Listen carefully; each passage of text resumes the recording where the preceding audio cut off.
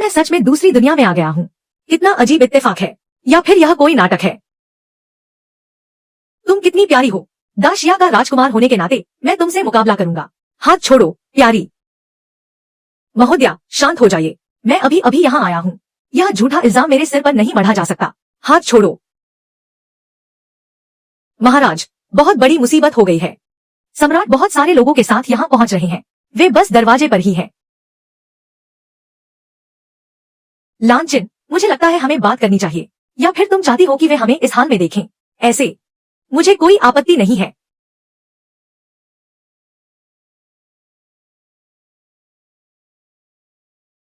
सम्राट पधार रहे हैं।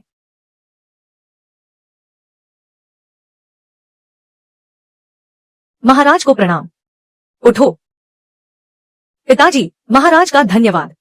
लांचिन, तुम लान शौचेंग की बेटी हो।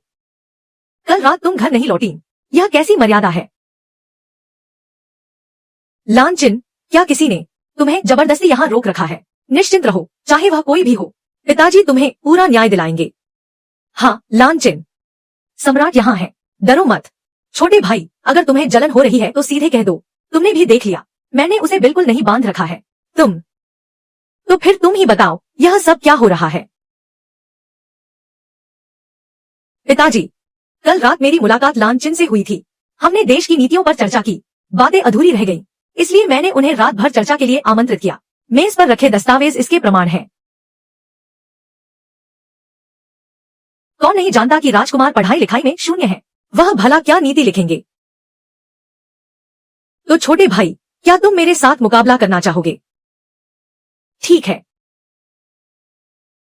तो फिर देश की नीतियों से ही शुरुआत करते हैं। छोटे भाई, तुम कविता में तो मुझसे बेहतर नहीं हो।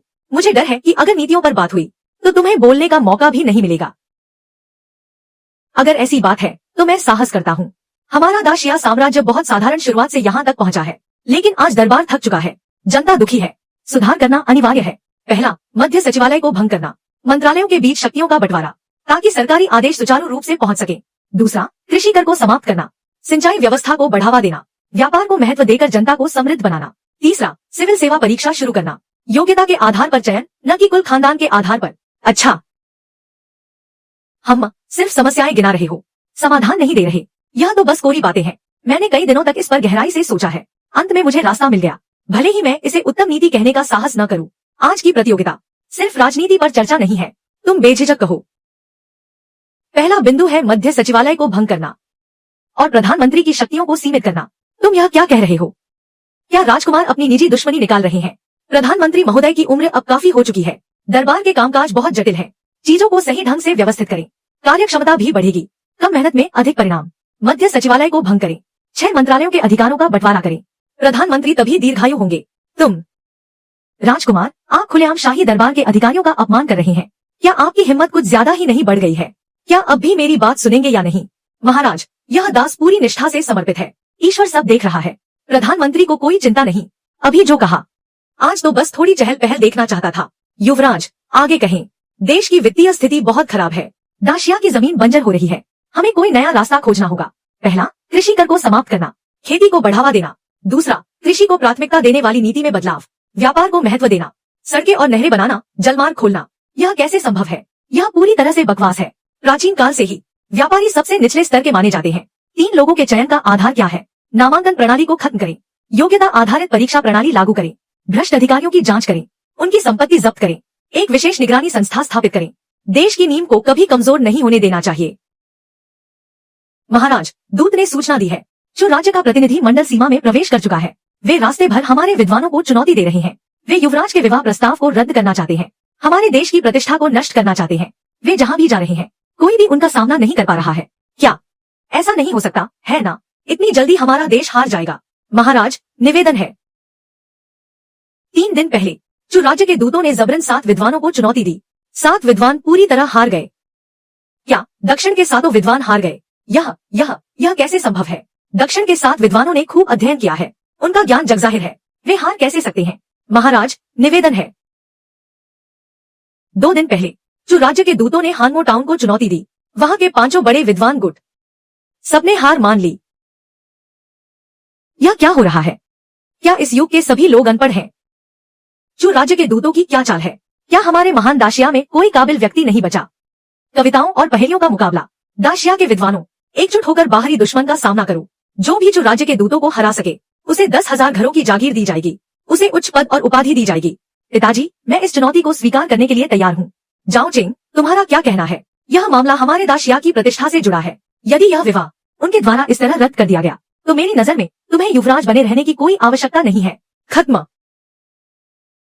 बड़ी मुश्किल से युवराज बना हूँ, मैं इसे कैसे खो सकता हूँ? पिताजी, मैं भी युद्ध के लिए तैयार हूँ। हालांकि यह तुम्हारी गलती नहीं है, लेकिन यह सब तुम्हारे कारण ही शुरू हुआ है। एक सैन्य प्रतिज्ञा पत्र लिखो। क्या यह कुछ ज्यादा नहीं है? यदि इस बार मैं जो राज्य के दूतों को हरा नहीं पाया, तो मैं स्वेच्छा से युवराज का पद त्याग दूंगा। जो गुणवान और चरित्रवान है, महल में वापसी। हा, मेरे आदरणीय भाई, तुम्हें वाकई बहुत आत्मविश्वास है।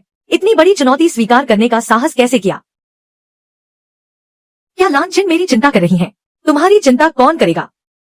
क्या मतलब? इस बार जो राज्य का प्रतिनिधि मंडल बहुत आक्रामक है, उनका सामना करना इतना आसान नहीं होगा। तुम्हारे पास तो कोई मददगार भी नहीं है। अगर हार गए तो क्या होगा? जो राज्य का मामूली सा प्रतिनिधि मंडल, मैं अकेला ही उन्हें संभालने के लिए काफी हूँ। लांछन, अगर मैं जीत गया तो फिर हम दोनों के बीच कोई संभावना नहीं है। क्या यह सिर्फ एक अगर नहीं है? अगर तुम जीत गए तो तुम जो चाहो वो कर सकते हो। युवराज को बाहर आने दो। यह मामला दाशिया की प्रतिष्ठा से जुड़ा है। तुम लोग कौन हो? पूर्व महल के द्वार पर शोर मचाने की हिम्मत कैसे हुई? हम शाही अकादमी के विद्वान हैं। आज हम युवराज को समझाने आए हैं। युवराज का चरित्र और ज्ञान बहुत कम है। क्यों न आप युवराज का पद त्याग दे, ताकि कोई योग्य व्यक्ति इसे संभाल सके, जो दुनिया के सभी विद्वानों का नेतृत्व कर सके और जो राज्य के प्रतिनिधि मंडल को खदेड़ सके।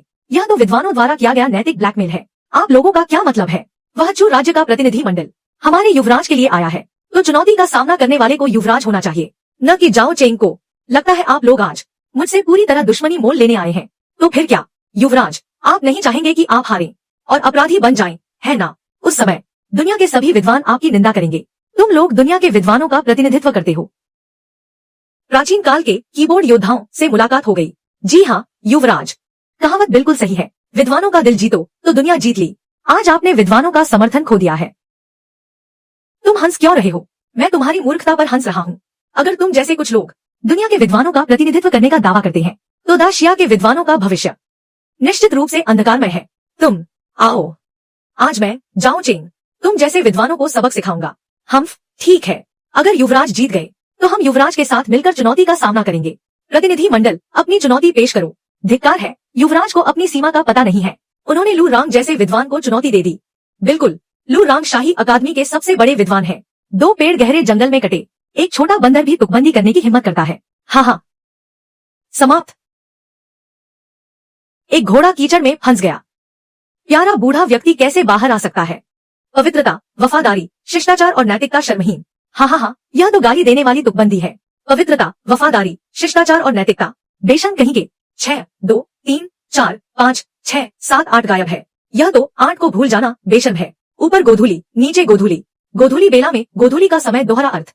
पूर्वी लेख, पश्चिमी लेख, पुल पर लेख सुखाते हुए लेख दोहरा अर्थ। अद्भुत, यह तुकबंदी तो लाजवाब है। हजारों साल पुराने पेड़ को कपड़े सुखाने का स्टैंड बना दिया। हाँ, हजारों मील लंबी नदी को नहाने का टब बना दिया। वाह, क्या बात है राजकुमार। लगता है आज की तैयारी पहले से ही पूरी कर रखी थी। नदी के किनारे खड़े होकर नदी के बहाव को निहारना।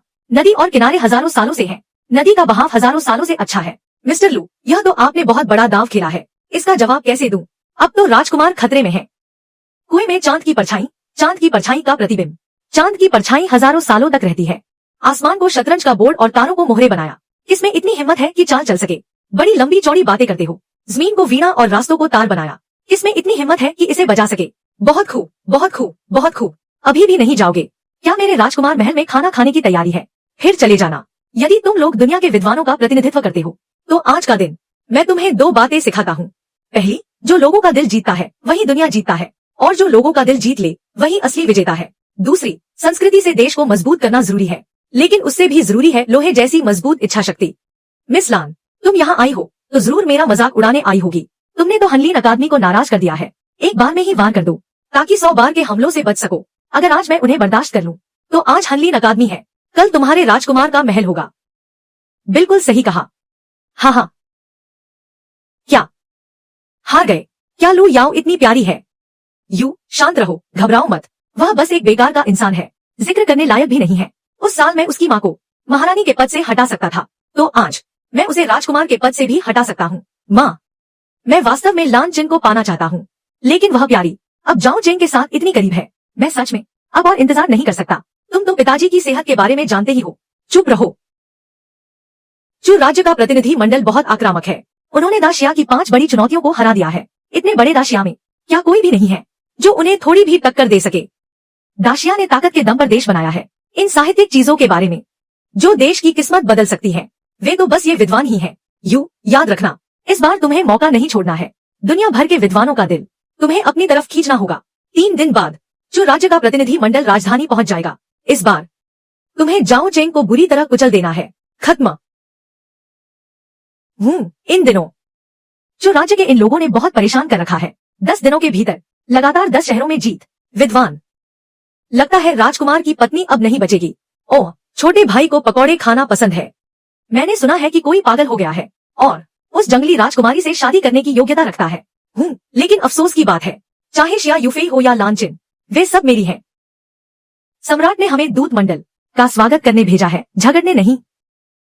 राजकुमार ने तो सैन्य प्रतिज्ञा ली है। इतनी जल्दी खुश मत हो। क्या तुम ही जाओ चेंग हो? जी हाँ, मैं ही हूँ। तुम इस राजकुमारी के लायक नहीं हो। समझदारी इसी में है कि सगाई तोड़ दो, वरना हमारी चू राज्य की सेना। राजकुमारी, राजकुमारी, ज्यादा न बोले। यहाँ तक आने के सफर में मैंने देख लिया है, तुम लोगों के तथाकथित दाशिया के विद्वान सच में बहुत प्यारे हैं। राजकुमारी, यह कहना गलत होगा। दाशिया के विद्वानों की गरिमा, क्या राजकुमारी इसे कम समझती है? क्यों, क्या मैंने कुछ गलत कहा? राजकुमारी महोदया, मेरे दाशिया साम्राज्य की प्रजा का स्वभाव कुछ खास अच्छा नहीं है। मेरे पिता सम्राट ने पहले ही श्याओशुई दर्रे पर सेना तैनात कर दी है। युद्ध करना है तो करें। फालतू की बातें क्यों कर रही हैं? जो राज्य का दूत मंडल यहाँ किस उद्देश्य से आया है? इस बार आने के 2 उद्देश्य हैं। पहला, इस राजकुमारी की तुम प्यारे राजकुमार के साथ सगाई को तोड़ना, और दूसरा, दूत मंडल अपने साथ 10 विद्वान लाया है जो आपके देश के साथ एक प्रतियोगिता करना चाहते हैं। अगर हम जीत गए तो 10 साल पहले के लांगशान युद्ध में जो राज्य द्वारा गवाए गए 2 शहर वापस चाहिए। लगता है जो राज्य ने हमारे लिए कोई गुंजाइश नहीं छोड़ी है। 10 साल पहले लांगशान के युद्ध में क्या आपके देश ने हमें उन 50,000 सैनिकों की बलि नहीं दी थी? कोई गुंजाइश नहीं छोड़ी है। क्यों? क्या दाशिया चुनौती स्वीकार करने से डरता है? तुम्हारी शाही अकादमी कहाँ है? तुम्हारी शाही सभा कहाँ है? और तुम्हारा वह प्यारा राजकुमार कहाँ है? खत्म। दाशिया युद्ध के लिए तैयार है, पर अब जब आ ही गए हो तो चलो कुछ अलग तरह से खेलते हैं। अगर तुम लोग जीत गए तो हमारी सगाई रद्द हो जाएगी। वे 2 शहर भी लौटा दिए जाएंगे और इसके अलावा 2 और शहर भी तुम्हें दे देंगे। राजकुमार, आप यह क्या बकवास कर रहे हैं? महाराज, आपको बिल्कुल भी स्वीकार नहीं करना चाहिए। राजकुमार, क्या आप दाशिया के भविष्य को बच्चों का खेल समझ रहे हैं? राजकुमार भाई, क्या तुम सुंदरता के नशे में अंधे हो गए हो? सुंदरता के लिए क्या तुम देश का भाग्य दांव पर लगा रहे हो? तुमने क्या कहा? 2 शहर? हाँ, मैंने पहली बार देखा है कि कोई खुद चलकर हमें शहर भेंट कर रहा है। लेकिन अगर तुम लोग हार गए तो? हाँ, हमारे हारने का सवाल ही नहीं उठता। अगर हार गए तो तुम्हें न केवल खुशी खुशी मुझसे शादी करनी होगी, बल्कि लोंगशान और जुआनशान का इलाका भी मेरे देश को सौंपना होगा। राजकुमारी महोदया, क्या आप यह सौदा मंजूर करती हैं? अगर हिम्मत नहीं है तो रहने दो। सच में बहुत प्यारी हो। किसने कहा कि मुझ में हिम्मत नहीं है? मेरी नजर में तो तुम लोग दाशिया के लोग एक भी मुकाबला करने लायक नहीं हो। लुबान किन पुराने मंत्री यहाँ हैं। वह व्यक्ति कौन है? क्या वह दुनिया के सबसे बड़े शिल्पकार माने जाने वाले लुबान किन ही है, जो राज्य का प्रतिनिधि मंडल हर कदम पर अत्याचार कर रहा है? अब समझा जा सकता है। अगर ऐसी बात है तो मैं किन एक चुनौती पेश करता हूँ। यदि तुम दाशिया के लोग इसे सुलझा सको तो 3 दिनों के भीतर तभी तुम्हें हमारे जो राज्य से मुकाबला करने का अधिकार होगा। यह लुबान लॉक मेरे जीवन भर की मेहनत का फल है। यह अद्भुत और अद्वितीय है, मानो साक्षात ईश्वर की कारीगरी हो। मुझे यकीन है कि दाशिया में इसे कोई नहीं सुलझा पाएगा। बड़ी बड़ी बातें मत करो। क्या आप में से किसी के पास कोई उपाय है? कितने प्यारे लोग हैं। दाशिया तुम लोगों को पालकर क्या करेगा? पिताजी, चूंकि राजकुमार ने चुनौती स्वीकार कर ली है तो जरूर उनके पास कोई पक्की योजना होगी। राजकुमार, क्या तुम अभी बस डींगे हाँक रहे थे? अगर हम हार गए तो हमारे दाशिया को 2 शहर गंवाने पड़ेंगे। हा, बस हाथों का खेल है, हो जाएगा। राजकुमार, यह मामला बहुत गंभीर है, अपनी मनमानी मत करो। अगर तुम कुछ नहीं करोगे तो कुछ नहीं होगा। बिना वजह मुसीबत मोल मत लो। लगता है अब राजकुमार को बदलने का समय आ गया है। हमारे दाशिया में बहुत प्रतिभाशाली लोग हैं। सिर्फ एक मामूली लुबान लॉक क्या मुझे और दाशिया को हरा पाएगा? यह तो बस एक मूर्ख का सपना है। खत्म। अब सब सच में खत्म हो गया। इतनी बड़ी मुसीबत है। हमारा दाशिया, आखिर ऐसा राजकुमार क्यों मिला? पूरा दाशिया उसकी वजह से बर्बाद हो जाएगा। यह निकम्मा आखिर करना क्या चाहता है? महाराज, बेहतर होगा कि आप राजकुमार को पीछे हटने के लिए कहें। अब बात यहाँ तक पहुँच गई है। हमारा दाशिया यह अपमान बर्दाश्त नहीं कर सकता। राजकुमार, कृपया तुरंत पीछे हट जाएं। हे भगवान, यह राजकुमार सच में पागल हो गया है। अरे प्यारे राजकुमार, तुम अब और बड़ी बातें मत करो। चाहे तुम हो या दाशिया, दोनों ही बदनाम हो चुके हैं। हम्फ। यह लुबान लॉक मेरे जीवन की सर्वश्रेष्ठ रचना है। अगर तुम इसे खोल पाए तो मैं अपनी जान दे दूंगा। चिंता मत करो किन, वह प्यारा राजकुमार इसे कभी नहीं खोल पाएगा। सब लोग ध्यान से देखो। हो गया।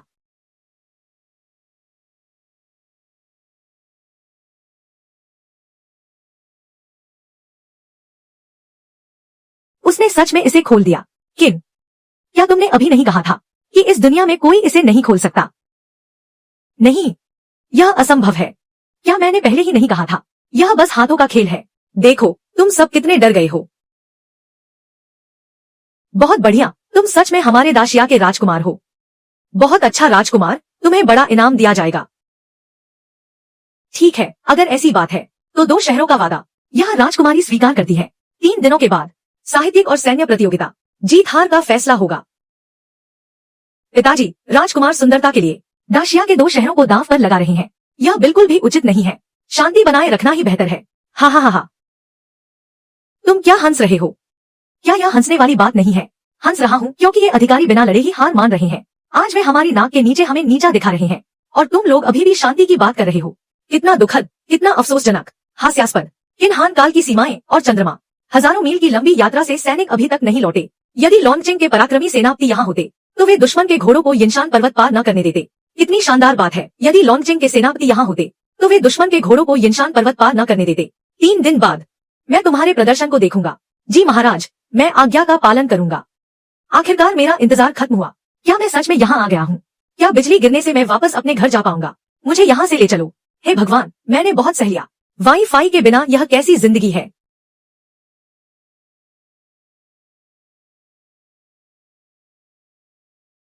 शाओ लियू जी, मेरे लिए चाय लाओ। महाराज, आज आप वाकई बहुत प्रभावशाली लग रहे हैं। हाँ हाँ हाँ, कैसा लगा? कैसा लगा? क्या मैं बहुत शानदार नहीं हूँ? शानदार तो है, लेकिन ज्यादातर लोग आप पर भरोसा नहीं कर रहे हैं। आज वानहुआ लॉ में प्रतिष्ठा सूची जारी हो गई है। महाराज के समर्थक बहुत कम हैं, जो राज्य के दल का प्रभाव बहुत अधिक है। प्रतिष्ठा सूची, यह वानहुआ लॉ आखिर क्या जगह है? सूची अपडेट हो गई है। 3 दिन बाद ताइशु महल में महाराज को चुनौती दी गई है। जो राज्य का दल, महाराज के समर्थक बहुत कम है, जो राज्य के दल का प्रभाव बहुत अधिक है। क्या महाराज पर किसी को भरोसा नहीं है? हाँ हाँ, यह महाराज हमेशा से ही नाकारा रहे हैं। यह बात तो सभी जानते हैं। इस बार न केवल साहित्य की प्रतियोगिता है, बल्कि युद्ध कौशल की भी है। क्या वह यह कर पाएंगे? तुम सही कह रहे हो। मुझे नहीं लगता कि महाराज जीत पाएंगे। साहित्य प्रतियोगिता के लिए 50 तायल चांदी की शर्त लगाता हूँ। साहित्य के लिए समर्थन, मैं भी 200 तायल चांदी की शर्त लगाता हूँ। क्या यह महाराज नहीं है? आप खुद अपनी हार की कामना क्यों कर रहे हैं? हा हा हा हा, क्या बढ़िया चाल है। कोई है? 500 तायल लाओ। मेरे भाई की हार पर दाव लगाओ। जीतने पर जो भी पैसा मिले सब भाई को दे देना। तुम मुझे हारते हुए देखना चाहते हो तो फिर तुम्हें निराश होना पड़ेगा छोटे भाई। मेरी जीत पर 500 तायल का दाव। हा हा हा, भाई अगर आपको इतनी दिलचस्पी है तो क्यों न हम इतने लोगों के सामने एक शर्त लगा लें। ठीक है, कैसी शर्त? चूंकि भाई खेलना चाहते हैं तो छोटे भाई के नाते मैं 5000 तायल की शर्त लगाने को तैयार हूँ। 3 दिन बाद के लिए अगर भाई जीत गए तो यह 5000 तायल पूर्वी महल के खर्च के लिए होंगे। क्या अमीर लोगों की कमी है जो मैं अकेला ही हूँ? और अगर भाई हार गए तो वापस यहाँ आना और सबके सामने मुझे 3 बार झुककर प्रणाम करना। कैसा लगा? महाराज, ऐसा बिल्कुल मत कीजिए। आपकी साहित्यिक प्रतिभा पर तो कोई संदेह नहीं है, लेकिन यह युद्ध कौशल। हम्फ। 3 दिन की अवधि पूरी हो चुकी है। क्या प्रतियोगिता शुरू की जाए? यह प्रतियोगिता 5 राउंड की होगी। जो 3 जीतेगा वही विजेता होगा। युग्म पंक्तियों दोहे से शुरुआत करते हैं। यह तो हान सांकियान है, जो दुनिया भर में अपनी काव्य कला के लिए अपराजय माना जाता है। ध्यान से सुनो। एकांत, ठंडी खिड़की, खाली कमरा, विधवा का विलाप। ये 7 शब्द एक ही मूल से हैं और इनका अर्थ भी बहुत गहरा है। मुश्किल है। हा हा हा। ये सुंदर सुंदरी, आधी अधूरी सी जो न आए उसे न बुलाओ, जो न आए उसे न आने दो। एक बड़ी सुंदरी, दो छोटी सुंदरियां, 3 इंच के पैर, 4 इंच की कमर, 5 सुगंध, 6 मेल, 7 रंगों का बिखराव, 8 और 9 का है विश्वास। 19 तारीख को 8वां हिस्सा पूर्ण होता है। 7 का आना, 6 का लौटना, 5 हवाएं, 4 ढोल, 3 बार गूंज, 2 सुंदरियां, एक बड़ी सुंदरी, एक अकेली खड़ी। तुम। अब इस दौर को समाप्त करने का समय आ गया है। धुएं से ढकी झील और विलो के पेड़, तोप की गूंज से कांपते समुद्र और पहाड़, लोहे की तलवारें और रेत का मैदान, दीपक की लौ और पुराने स्तूप की शाखाएं। यह तुकबंदी पूरी तरह सही नहीं है। अगर जवाब न दे सको तो कोई बात नहीं, हार मान लेना कोई शर्म की बात नहीं है। क्या कहते हो, हान वूदी? हा। बहुत खूब। धुएं से ढकी झील और विलो के पेड़, मध्य साम्राज्य की ओर। पहला कवि वांग किंगशान, जो चू राज्य से आया है। बेशंक कहेंगे, वांग किंगशान पहले से ही चू राज्य के दरबार का महान कवि है। चांदनी रात में ऊंची उड़ान भरते जंगली हंस, शत्रु रात के अंधेरे में भाग रहे हैं। हल्की घुड़सवार सेना उनका पीछा करने को तैयार है। भारी बर्फबारी में धनुष और तलवारों का क्या होगा? क्या इसे सीमा की कविता कहते हैं? तुम बादलों को हटाकर बर्फ से ढके पहाड़ों को देखना, अकेले शहर से दूर जेड़ की तरह चमकना, सीमा पर पीली रेत में 100 युद्ध लड़े, जब तक लुलान को जीत न ले तब तक नहीं लौटेंगे। अंगूर की मदिरा और रात के उजाले में चमकते प्याले, रणभूमि में नशे में सो जाने पर हंसना मत। प्राचीन काल से युद्ध में कितने लोग लौट कर आए हैं, सब कुछ व्यर्थ हो जाता है। दुख है कि 9 प्रांत एक नहीं हो पाए। जिस दिन शाही सेना मध्य साम्राज्य को जीत लेगी, पूजा के समय अपने पूर्वजों को बताना मत भूलना। मेरे लिए कागज और कलम लाओ, लांछन, इसे दर्ज कर लो। महाराज, ये सभी कविताएं कालजयी है। बहुत बढ़िया मेरे होनहार बेटे, यह कैसे संभव है? यह मान्य नहीं है। ये कविताएं तुमने नहीं लिखी हैं। तुम एक धोखेबाज इंसान हो। हाँ, पक्का उसने इन्हें खरीदा होगा। तारीख तो देखो। ये कविताएं 3 साल पहले ही युवराज के महल के अभिलेखों में दर्ज हैं। क्या आप महाराज से इसकी पुष्टि नहीं करवाना चाहते? लिखावट पेश की जाए। यह वास्तव में जाओ चेंग की ही लिखावट है। शिया यूफेई, क्या तुम अभी भी फंसाना चाहती हो? जो राज्य वाकई में सोने वाला छोटा देश है। दूसरे दौर की प्रतियोगिता, युवराज की जीत हुई।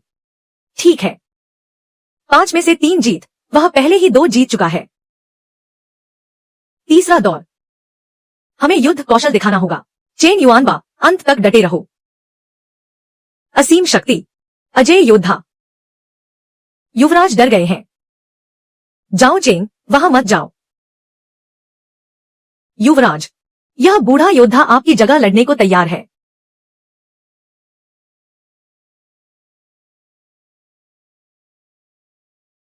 बूढ़े जनरल चेंग, क्या युवराज एक बूढ़े के पीछे छिपना चाहते हैं? बूढ़े जनरल, आज मैं खुद, अगर मैं तुम्हारे लिए यह अपमान का बदला न लूं, तो मैं युवराज कहलाने के लायक नहीं। तीसरा दौर मैं लड़ूंगा, लेकिन नियम बदलने होंगे। हिम्मत है तो इस मशीन के ऊपर से सिक्के उठाकर दिखाओ। क्या तुम में हिम्मत है? तुम और क्या क्या कर सकते हो? साहित्यिक मुकाबले के सवाल तुम पूछो और शारीरिक मुकाबले के सवाल मैं पूछूंगा। क्या राजकुमारी डर गई? ठीक है, पहले तुम शुरुआत करो।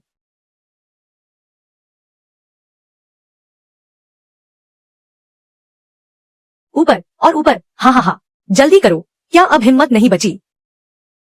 सच्चा योद्धा वही है जो मुश्किलों का डटकर सामना करे। आह आह आह, यह मशीनरी जो राज्य जैसी ही बेकार है।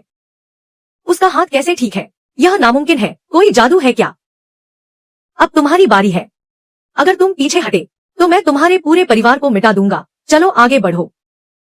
चेन जनरल, यह तिपाही भाव और उत्प्लावन बल के सिद्धांत पर टिकी है। अभी रुक जाओ, मैं तुम्हारे पूरे परिवार की सुरक्षा का वचन देता हूँ। भविष्य में युद्ध के मैदान में ही असली फैसला होगा। राजकुमारी, यह सिपाही 3 बार रेत के मैदानों में लड़ना पसंद करेगा, बजाय इसके कि किसी और की कठपुतली बने। यह बाजी मेरी जीत मानी जाए। राजकुमार 5 में से 3 बाजी जीत गए। राजकुमार जाओ चेंग की पूर्ण विजय हुई, जो राज्य का प्रतिनिधि मंडल। ठीक है राजकुमारी, वापस जाकर चुके राजा को बता देना, लोंगशान और लियानशान मैंने अपने कब्जे में ले लिया है। अगर युद्ध ही चाहते हो तो मैं अंत तक साथ देने के लिए तैयार हूँ। ठीक है, तुम बस इंतजार करो। बहुत खूब जाओ चेंग, तुमने महान कार्य किया है। हाँ, मेरे प्रिय मंत्रियों, बताओ राजकुमार को क्या इनाम दिया जाए? पिताजी, बड़े भाई ने अपनी शक्ति के बल पर लोंगशान और लियानशान को वापस जीत लिया है, क्यों न उन्हें यह क्षेत्र इनाम में दे दिया जाए? जाओ यू, यह तो बस बहाना बनाकर मुसीबत से पीछा छुड़ाने की कोशिश है। मैं तो खुद सीमावर्ती इलाकों को देखने जाना चाहता था।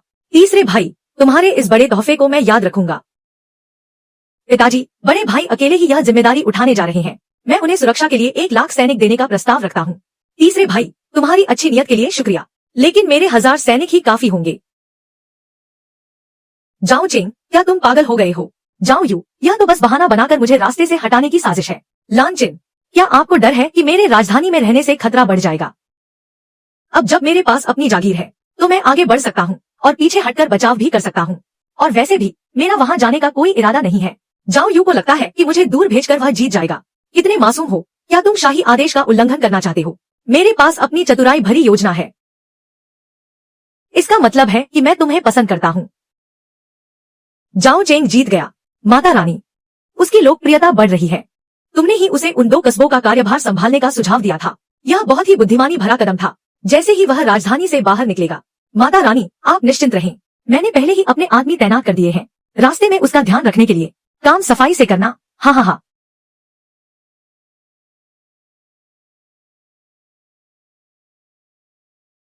क्या कोई यात्रा भत्ता नहीं दिया गया? सम्राट का आदेश है, यात्रा का खर्च राजकुमार को खुद ही उठाना होगा। यह तो बहुत नाइंसाफी है। महाराज ने मुझे एक संदेश देने के लिए कहा है। मेरी नाक मत कटवाना। हे ईश्वर, मुझे शक्ति प्रदान करें। महाराज, लगता है ऊपर वाला नाराज हो गया है। ठीक है, मैं कहीं नहीं जा रहा। मैं खुद यहाँ सम्राट बनना चाहता हूँ। अरे चलो पैसे कमाते हैं। इसे कहते हैं एडवांस बुकिंग। अब अगले की बारी। अरे महाराज, आपने जो सिखाया है वह वाकई कमाल का है।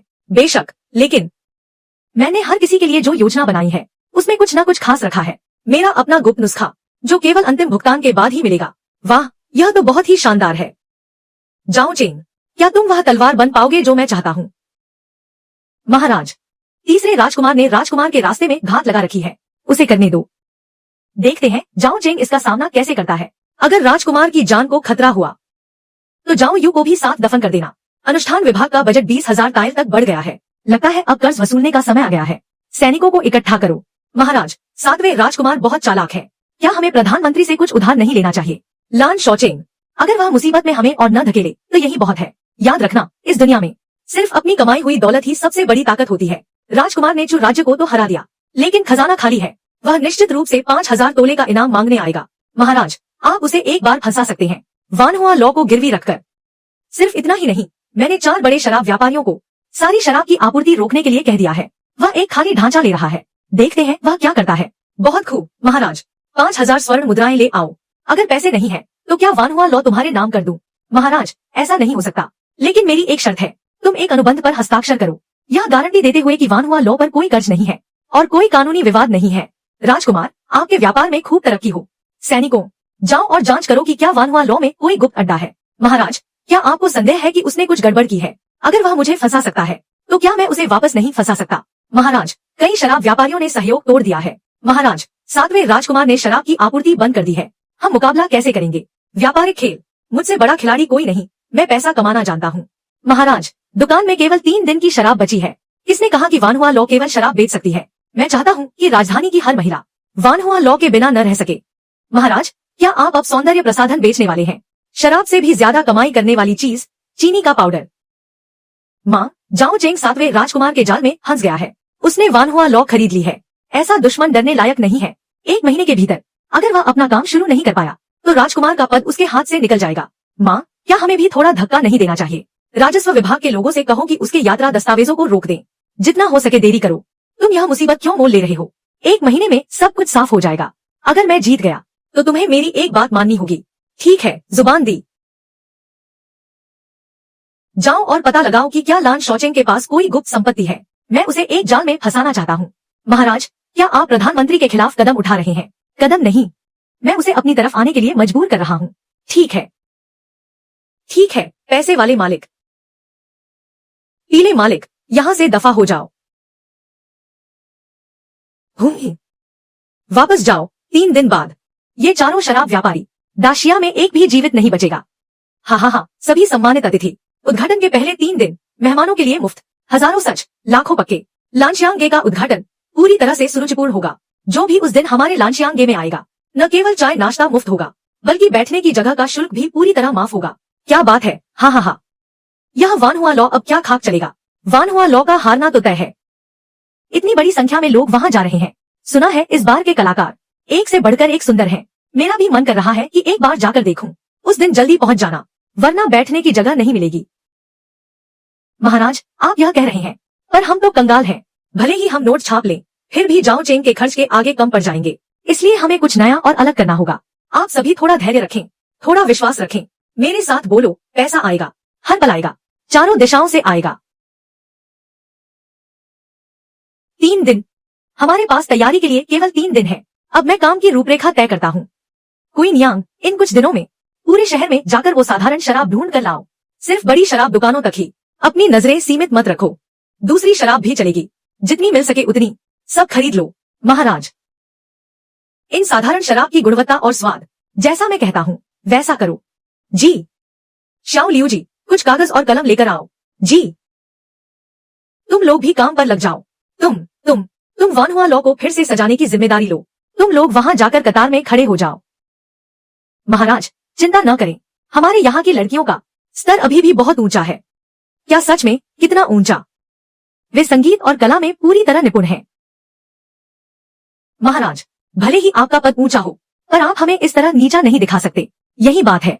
उस साल आप अक्सर हमारी वानहुआ लॉ आया करते थे, खूब दिल खोलकर खर्च करते थे। तुम मेरा सौभाग्य हो। आज से हमारी वानहुआ लॉ सिर्फ कला का प्रदर्शन करेगी, कोई ओछा काम नहीं होगा। तुम लोग अपनी कला और हुनर से मेहमानों का स्वागत करो। किसी को भी खुश करने के लिए झुकना नहीं है और न ही कोई अभद्र व्यवहार करना है। मैं चाहता हूँ कि तुम लोग सिर उठाकर अपनी कला के दम पर सम्मान से पैसे कमाओ। महाराज, पर यह तो एक कला भवन है। किसने कहा कि कला भवन सिर्फ गंदगी का अड्डा हो सकता है?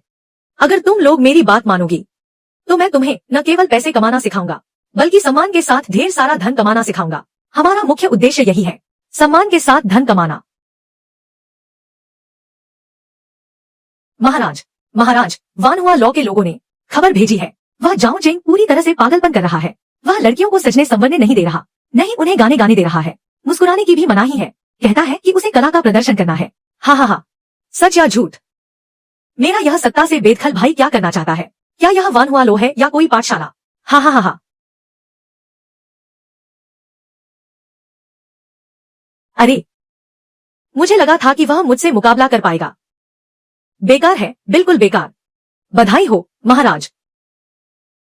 बस 2 दिन और, उद्घाटन के दिन ही उसकी हार निश्चित है। हा हा हा हा। चलो चलकर हाल चाल पूछते हैं मेरे प्यारे राजकुमार भाई के पास। मैंने कहा था ना, ये फालतू की हरकतें मत करो। शालीनता, समझे? हाँ हाँ बिल्कुल, अब सही लग रहा है। एक बार फिर से करो, थोड़ा और उच्च स्तर का। ठीक है। अरे वाह, काफी समय हो गया राजकुमार भाई से मिले हुए। यहाँ क्या चल रहा है? अरे, क्या तुम यहाँ इन लड़कियों को कुछ सिखा रहे हो? हा हा हा। राजकुमार भाई, तुम्हारे पास अब ज्यादा समय नहीं बचा है। क्यों न सबके सामने 3 बार माफी मांग लो। शराब और बाकी सब कुछ मैं संभाल लूंगा। अगर चाहो तो मेरे पास आ सकते हो। राजकुमार,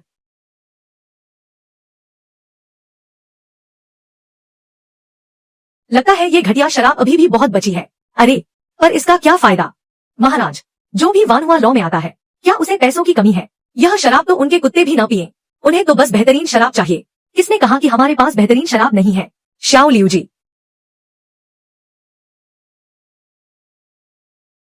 महाराज, यह क्या है? क्वीन यांग, मैं तुम पर भरोसा कर सकता हूँ, है ना? राजकुमार, मैं अपने पूरे परिवार की जान की बाजी लगाती हूँ। अच्छा, तो आज तुम दोनों ध्यान से देखो कि असली बेहतरीन शराब क्या होती है।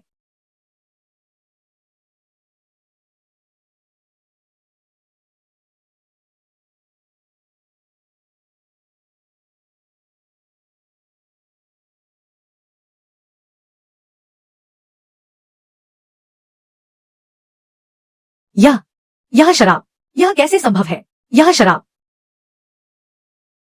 हे भगवान, तुमने यह कैसे किया? यह तो पूरे राजधानी में, पूरे दाशिया की सबसे बेहतरीन शराब है। यह बहुत ही स्वादिष्ट है।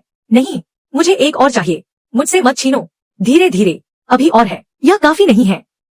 हमें उन्हें हराना है, पूरी तरह से कुचल देना है। शाओ लियू जी, हमारे सैनिकों को ले जाओ कार्यशाला में जाकर शराब तैयार करने में मदद करो। याद रखना, अगर किसी ने भी बाहर बात फैलाई तो उसे कड़ी सजा मिलेगी। राजकुमार, आज कौन सी हवा तुम्हें यहाँ ले आई? क्या तुम हार मान चुके हो? क्या तुम आत्मसमर्पण करना चाहते हो? हा हा हा, सोचा भी नहीं था। युवराज, आखिरकार उन्हें हार माननी ही पड़ी। हा हा हा। भ्राता, तुमने क्या कहा? क्या मैंने सही सुना? धिक्कार है, यह कैसी घटिया चीज है, इसे तो कुत्ते भी न पिए। अरे, यह तो बहुत शर्मनाक है, यह तो बिल्कुल मेरी योजना के अनुसार है। जाओ चेंग, तुम हद पार कर रहे हो। हे भगवान, युवराज, कहीं वह अपना आपा तो नहीं खो बैठे। ठीक है, भ्राता को बाहर ले जाओ। कौन जानता है कि आज वह किस इरादे से आया है? हो सकता है वह जानकारी जुटाने आया हो। अरे, मेरी बात पर जरा विचार करो। घोड़े के मूत्र जैसा व्यापार करने से बेहतर है कि तुम अपनी दुकान मुझे बेच दो।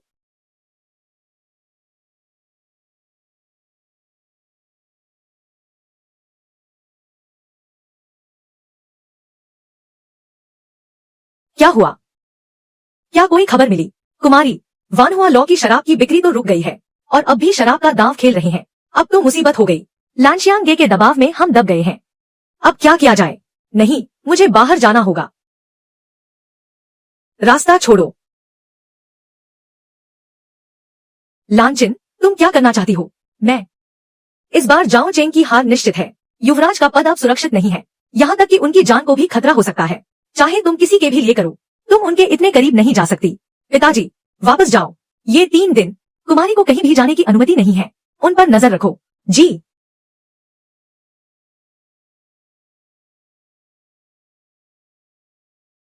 बस 1 दिन और बचा है। वानहुआ लॉ अभी भी बंद है। लगता है उन्होंने वाकई हार मान ली है। देखो लांशियांगे में कितनी रौनक है, एक भी सीट खाली नहीं है। महाराज, उन्हें छोड़ो। चलो चलो चलो, हम वापस चलकर एक चक्कर लगाते हैं। वहाँ की नई लड़कियां तो बस देखते ही। हा हा हा। महाराज, आप हमेशा खुद को अध्ययन कक्ष में बंद रखते हैं। क्या कर रहे हैं? मुझे भी नहीं पता। अरे, यह तो बहुत बेचैन करने वाला है। अरे, लेकिन महाराज के पास बेहतरीन शराब का गुप्त हथियार है। हम शायद ही हारेंगे। लेकिन मैं बहुत उत्सुक हूँ। महाराज के पास और क्या तरकीबें हैं? कहा था कि 7वें राजकुमार को कंगाल कर देंगे।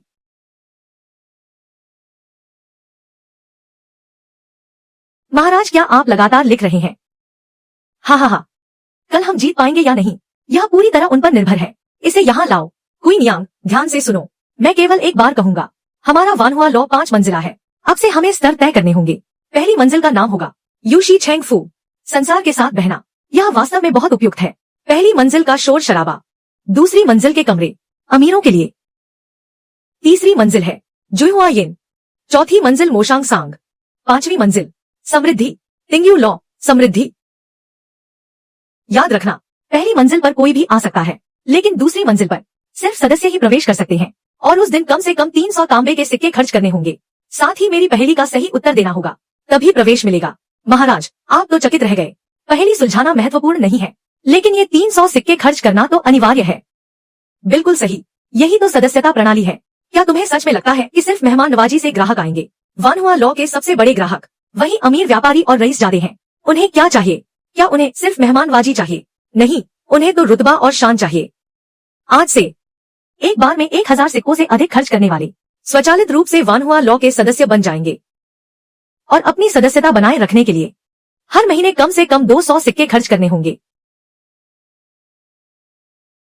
सदस्य केवल दूसरी मंजिल के कमरों का आनंद ले सकते हैं, और ऊपर जाने के लिए तो हा हा हा हा। मैं तो वीआईपी सदस्यता प्रणाली लागू करूंगा, ताकि दाशिया के सभी रईसों की जेब ढीली कर सकूं। हा हा हा हा। मैंने हर तरह की चुनौतियां तैयार कर ली हैं। कल उद्घाटन के दिन तुम सब जान जाओगे। हा हा हा। याद रखना, इसे ही तो हंगर मार्केटिंग कहते हैं। भूख, जितनी ज्यादा भूख उतना ज्यादा खर्च, चाहे कितनी भी कीमत चुकानी पड़े, उन्हें कोई फर्क नहीं पड़ता।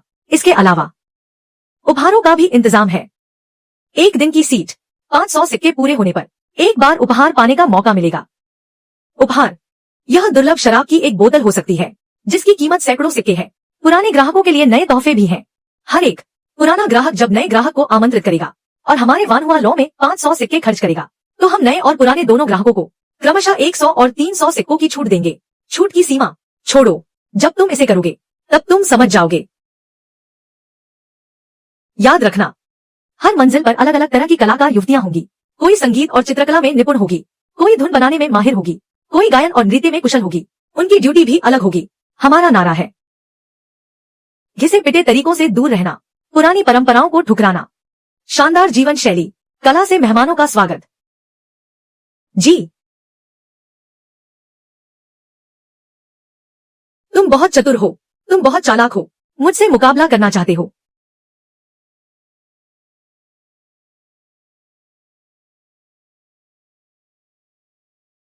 सुना है वानहुआ लॉ आज रात खुल रहा है। चलो हम भी चलकर देखते हैं। राजकुमार, डर है कि कहीं ये सब विद्वानों की लार टपक रही है, सब डूब गए। हा हा हा। सज्जनों, वानहुआ लॉ आज रात ठीक समय पर आधिकारिक रूप से खुलेगा। उस समय मैं आप सभी को एक अनोखा अनुभव दूंगा, मानो स्वर्ग का सुख यही हो। यह कुछ ज्यादा ही बड़ी बात नहीं हो गई क्या? यह वही पुराने तरीके का सराय नहीं है। वानहुआ लॉ अब सदस्यता प्रणाली शुरू करेगा। वानहुआ लॉ में जो अतिथि एक बार में 1000 टाइल खर्च करेंगे, उन्हें अपने आप वानहुआ लॉ की सदस्यता मिल जाएगी। कितना? 1000 टाइल। हा हा हा। महाराज, यह राजकुमार तो पैसे के लिए पागल हो गया है। वानहुआ लॉ में तो शराब के कुछ मटके भी नहीं है। यह बस सबको ठगना चाहता है। आप लोग इसकी बातों में मत आना। धोखेबाज।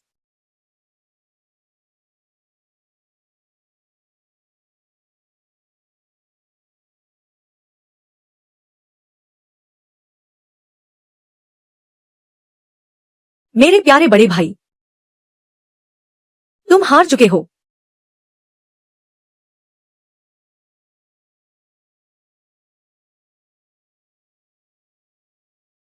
तुम यहाँ कैसे आए? तुम इससे दूर रहो। तुम यह क्या कर रहे हो? बस कुछ बेतुकी हरकतें। तुम इतने चालाक क्यों हो? क्या तुम्हें प्रधानमंत्री ने नजरबंद नहीं किया था? मैं चुपके से निकल आया। मैं तुमसे बहस नहीं करना चाहता। तुम जल्दी यहाँ से भाग जाओ। क्या क्या क्या क्या? तुम अपना भेष बदल लो। मैं तुम्हें शहर से बाहर भेज सकता हूँ, और फिर तुम जितनी दूर हो सके भाग जाना। फिर कभी वापस मत आना। लानचिन, तुम्हें जिम्मेदारी लेनी होगी। अब मेरे पास इतना सोचने का समय नहीं है। मुझ पर भरोसा रखो, मैं नहीं हारूंगा। तुम कृपया मुझ पर विश्वास करो। मैं न केवल नहीं हारूंगा, बल्कि मैं तुम्हें पूरी रस्मों के साथ अपनी पत्नी बनाकर घर लाऊंगा। तुम कितने मूर्ख हो। आज मैं लानचिन को आमंत्रित करता हूँ मेरे तिंग्यू लॉ में शराब और चाय का आनंद लेने के लिए, और यह भी देखने के लिए कि तुम्हारा पति कैसे जीतता है। कैसे? ठीक है, समय हो चुका है।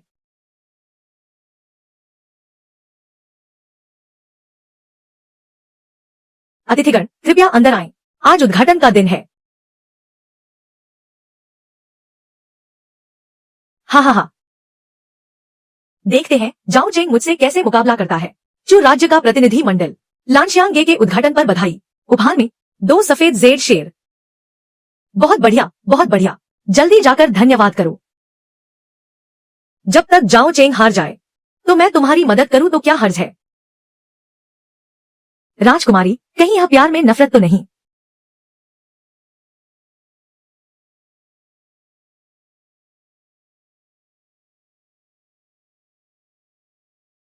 कोई बात नहीं, अगर तुम हार भी जाओ तो कोई बात नहीं।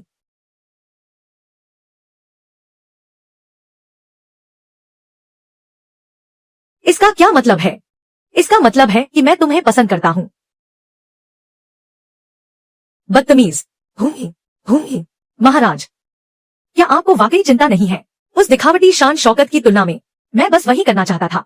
यह दाशिया राज्य की इकलौती धरोहर है। मुझे डर है कि तुम आज की रात भी नहीं काट पाओगे। इकलौती धरोहर, यह कहना मुश्किल है। आखिर तुम्हें इतना आत्मविश्वास कहां से आया? तेजुदारेन, असली खेल तो अभी शुरू हुआ है।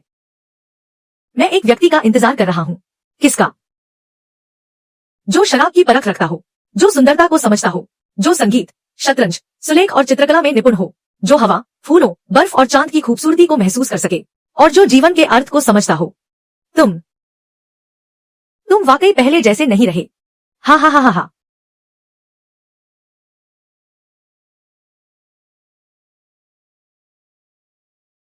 तेजुदार रेन। इंसान हमेशा वक्त के साथ बदलता है। कृपया। यह शराब। मेहमान आ गए। यह वही कैसे हो सकते हैं? तुमने पहले से ही सब तय कर रखा था।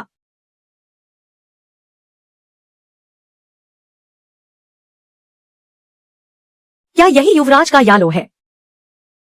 हाँ हाँ हाँ। यहां थोड़ी खामोशी है। ताई फू दारेन। श्याओ लियू जी। वह व्यक्ति अब ताई फू नहीं रहे।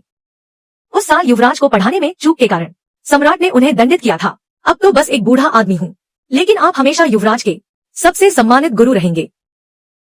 भावनाओं की बात छोड़िए, आज मैं यहाँ युवराज के पत्र के कारण आया हूँ। दुनिया की सबसे बेहतरीन शराब के लिए। गुशियान सिंह, आप वाकई दुनिया के सबसे बड़े शराब प्रेमी हैं। यह मेरी गुरुजी के प्रति गलती थी। आज मैं गुरुजी को दिखा दूंगा कि उनका शिष्य युवराज के पद के योग्य है। शराब परोसी जाए।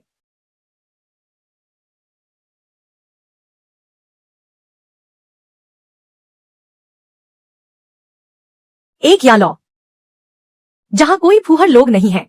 यहाँ का नजारा देखिए, बहुत बढ़िया, बहुत बढ़िया, उम्दा, बहुत उम्दा।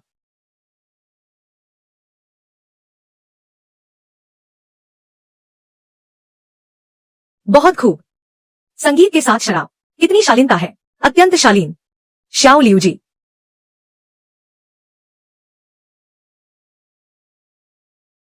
यह शराब पानी की तरह साफ है, पर इसका स्वाद कितना गहरा है।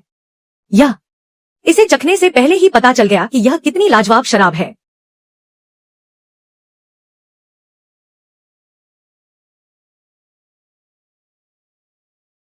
बेहतरीन शराब। दुनिया में ऐसी शराब भी हो सकती है। अब मेरा जीवन सफल हो गया।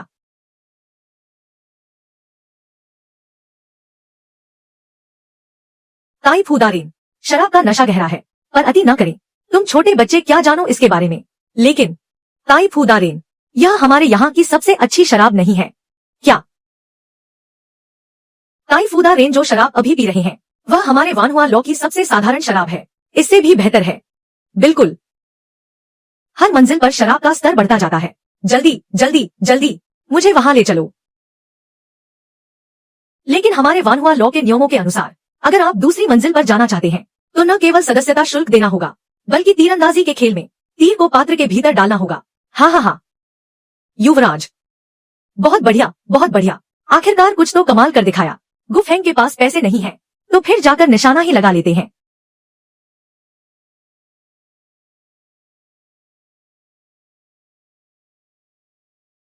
जाओ चेंग, क्या तुम्हें इतना कठोर होना जरूरी है? देखो, बूढ़े गुरुजी भी आ गए। उनकी ख्याति का सही इस्तेमाल क्यों न किया जाए। मेरा वानहुआ लॉ, भला यहाँ वापसी का मौका कैसे मिल सकता है?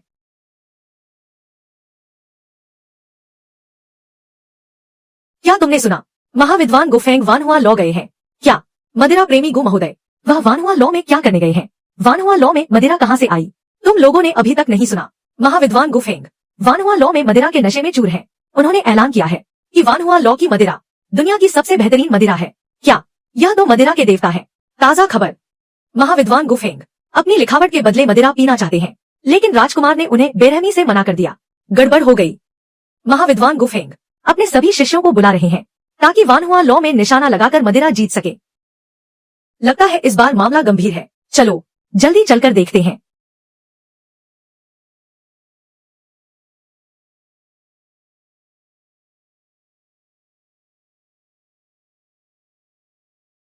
अरे, तुम लोग मत जाओ।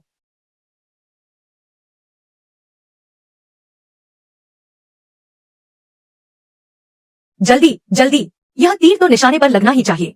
चाहे कुछ भी हो जाए, मुझे दूसरी मंजिल पर जाना ही है। मुझे वह मदिरा पीनी ही है। वानहुआ लॉ की यह जुहुआ येन।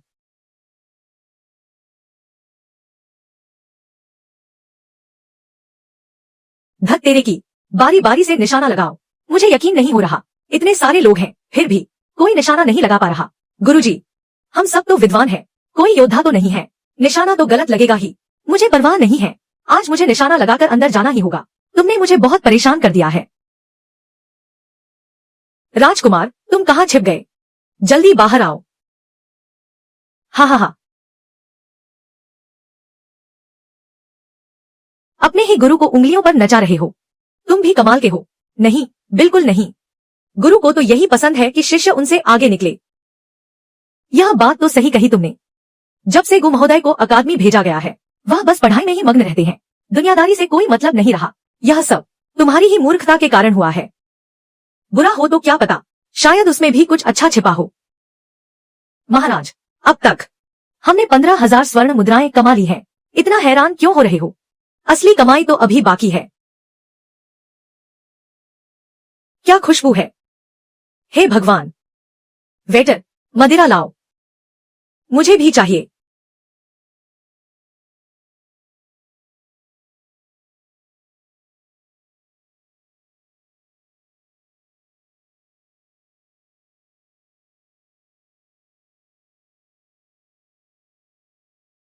यह सरासर गलत है। उसके पास मदिरा कहां से आई? क्या तुमने नहीं कहा था कि मदिरा खत्म हो गई है? यह क्या है? निकम्मे लोग, सब के सब निकम्मे हैं। निकम्मे, रास्ते से हट जाओ। अच्छे कुत्ते रास्ते में नहीं खड़े होते। यहाँ खड़े होकर क्या कर रहे हो? महाराज, हमारे पास अभी भी जीतने का मौका है। हमारी लड़कियां अंदर आ गई हैं। आखिरकार मैं दूसरी मंजिल पर जा सकता हूँ। बधाई हो छात्र लियो, आप दूसरी मंजिल पर जा सकते हैं।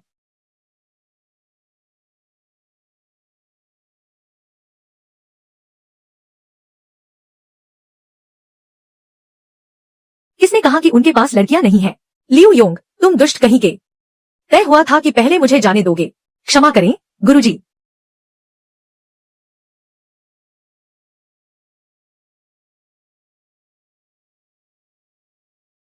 बेहतरीन शराब, सच में बहुत ही बेहतरीन शराब है।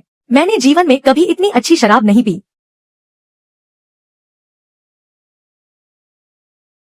राजकुमार, अभी भी किसका इंतजार कर रहे हो? जाओ और मेरे लिए शराब लेकर आओ। जल्दी जाओ।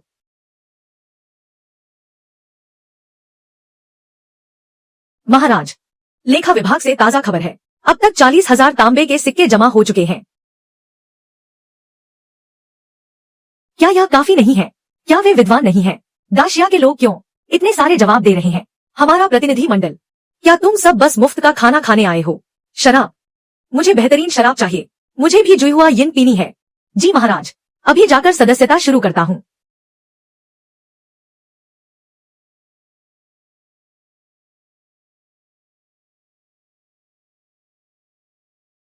क्या तुम कोई ढंग का काम नहीं कर सकते?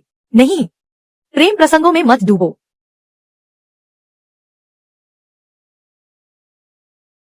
महाराज, हम अमीर हो गए।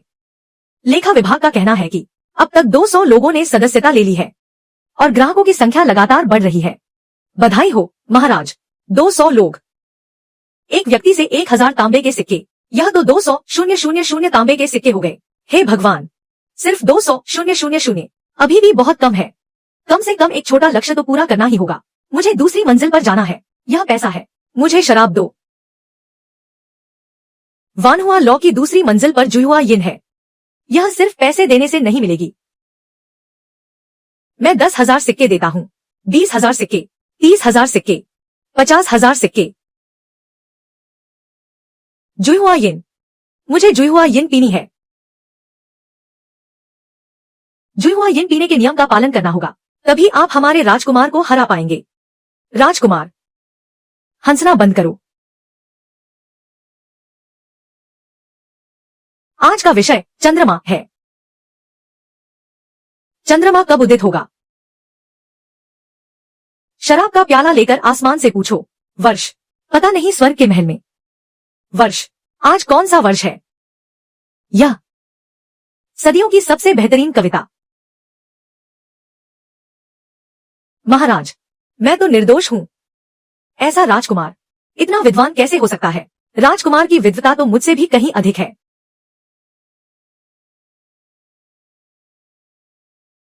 तुम लोग कौन हो? प्रशासनिक कार्यालय के अधिकारी। किसी ने वानहुआ लॉ के खिलाफ शिकायत की है कि आप अवैध रूप से शराब बना रहे हैं। यह दाशिया के कानूनों का उल्लंघन है। शराब बनाना भी एक अपराध है। दाशिया में शराब के व्यापारियों पर बहुत सख्त नियंत्रण है। बिना अनुमति के निजी तौर पर शराब बनाना देशद्रोह के अपराध के समान माना जाता है। सिपाहियों, तलाशी लो। मेरी शराब को हाथ मत लगाना।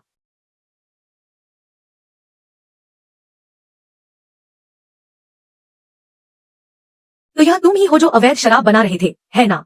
इसे ले जाओ। देखता हूँ कौन हिम्मत करता है। राजकुमार, हमें मुश्किल में मत डालिए। महाराज, मुझे बचाइए। हा हा हा। मामा, तुम्हारी चालें अभी भी बहुत असरदार हैं। चेंगेर, तुम्हें सीखना होगा कि दुश्मन के हथियार से ही उसे कैसे मात दी जाए। क्या उसने शराब का इस्तेमाल करके तुम्हें नहीं हराया था? तो अब शराब को ही उसके खिलाफ इस्तेमाल करो। इस बार देखते हैं कौन उसे बचा सकता है। यह पक्का किसी ने हमें फंसाने के लिए किया है। दाशिया में वास्तव में निजी तौर पर शराब बनाने की अनुमति नहीं है। मैं शाओ लियू जी को सजा भुगतने नहीं दे सकता और शराब का व्यापार भी बंद नहीं होने दे सकता। बुझेंग विभाग चलो, आज चाहे जो हो जाए, मुझे अपनी शराब वापस लानी ही होगी। वे तुम्हारा इंतजार कर रहे हैं कि तुम जाल में फंसो। अब जब बात यहाँ तक पहुँच गई है, तो मुझे जाना ही होगा।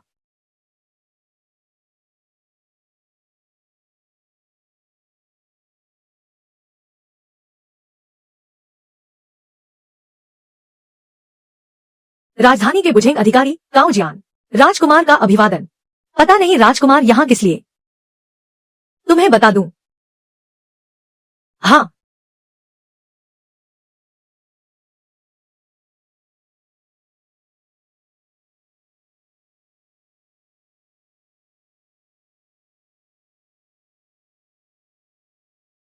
सब लोग उठ जाओ। मेरी चिंता मत करो, मैं तो बस तमाशा देखने आया हूँ। हा हा हा। वैसे बुझेंग विभाग में यह शिकायत पहली बार देख रहा हूँ। जल्दी बैठिए। कौन आया है? किस काम से? डोंगगोंग से जाओ चेंग। बुझेंग विभाग ने बिना अनुमति के वानहुआ लॉ पर छापा मारा और मेरी 100 मर्तबान शराब जब्त कर ली। तुम्हारी वानहुआ लॉ ने निजी तौर पर शराब बनाई थी, जो दाशिया के कानूनों का उल्लंघन है। मैं गवाही दे सकता हूँ। सबूत बिल्कुल साफ है। चेंगेर, क्या तुमने कभी निजी तौर पर शराब बनाई है? जी नहीं। बकवास। क्या तुम दाशिया के कानूनों को चुनौती दे रहे हो? पिताजी, अगर कल के कानून आज की परिस्थितियों के अनुकूल नहीं है, तो कानूनों को बदला जाना चाहिए। अत्यंत अपमानजनक। आगे कहो। क्यों? दाशिया जनता को निजी तौर पर शराब बनाने की अनुमति क्यों नहीं देता? शराब लोगों को भ्रमित करती है। दाशिया की जमीन बंजर है। शराब बनाने में अनाज बर्बाद होता है। पिताजी, इस साल खजाना खाली है।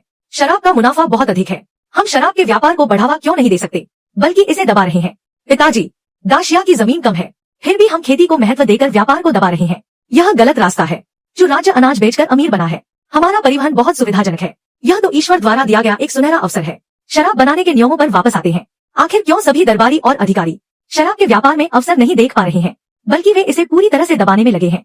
यह दास आपसे एक गुजारिश करने का साहस करता है। यदि आप शराब का कार्यभार इस दास को सौंप दें, तो मैं हर साल शाही खजाने में कर के रूप में कम से कम 1 करोड़ चांदी के सिक्के बढ़ा दूंगा। 1 करोड़? महाराज, कृपया पुनर्विचार करें।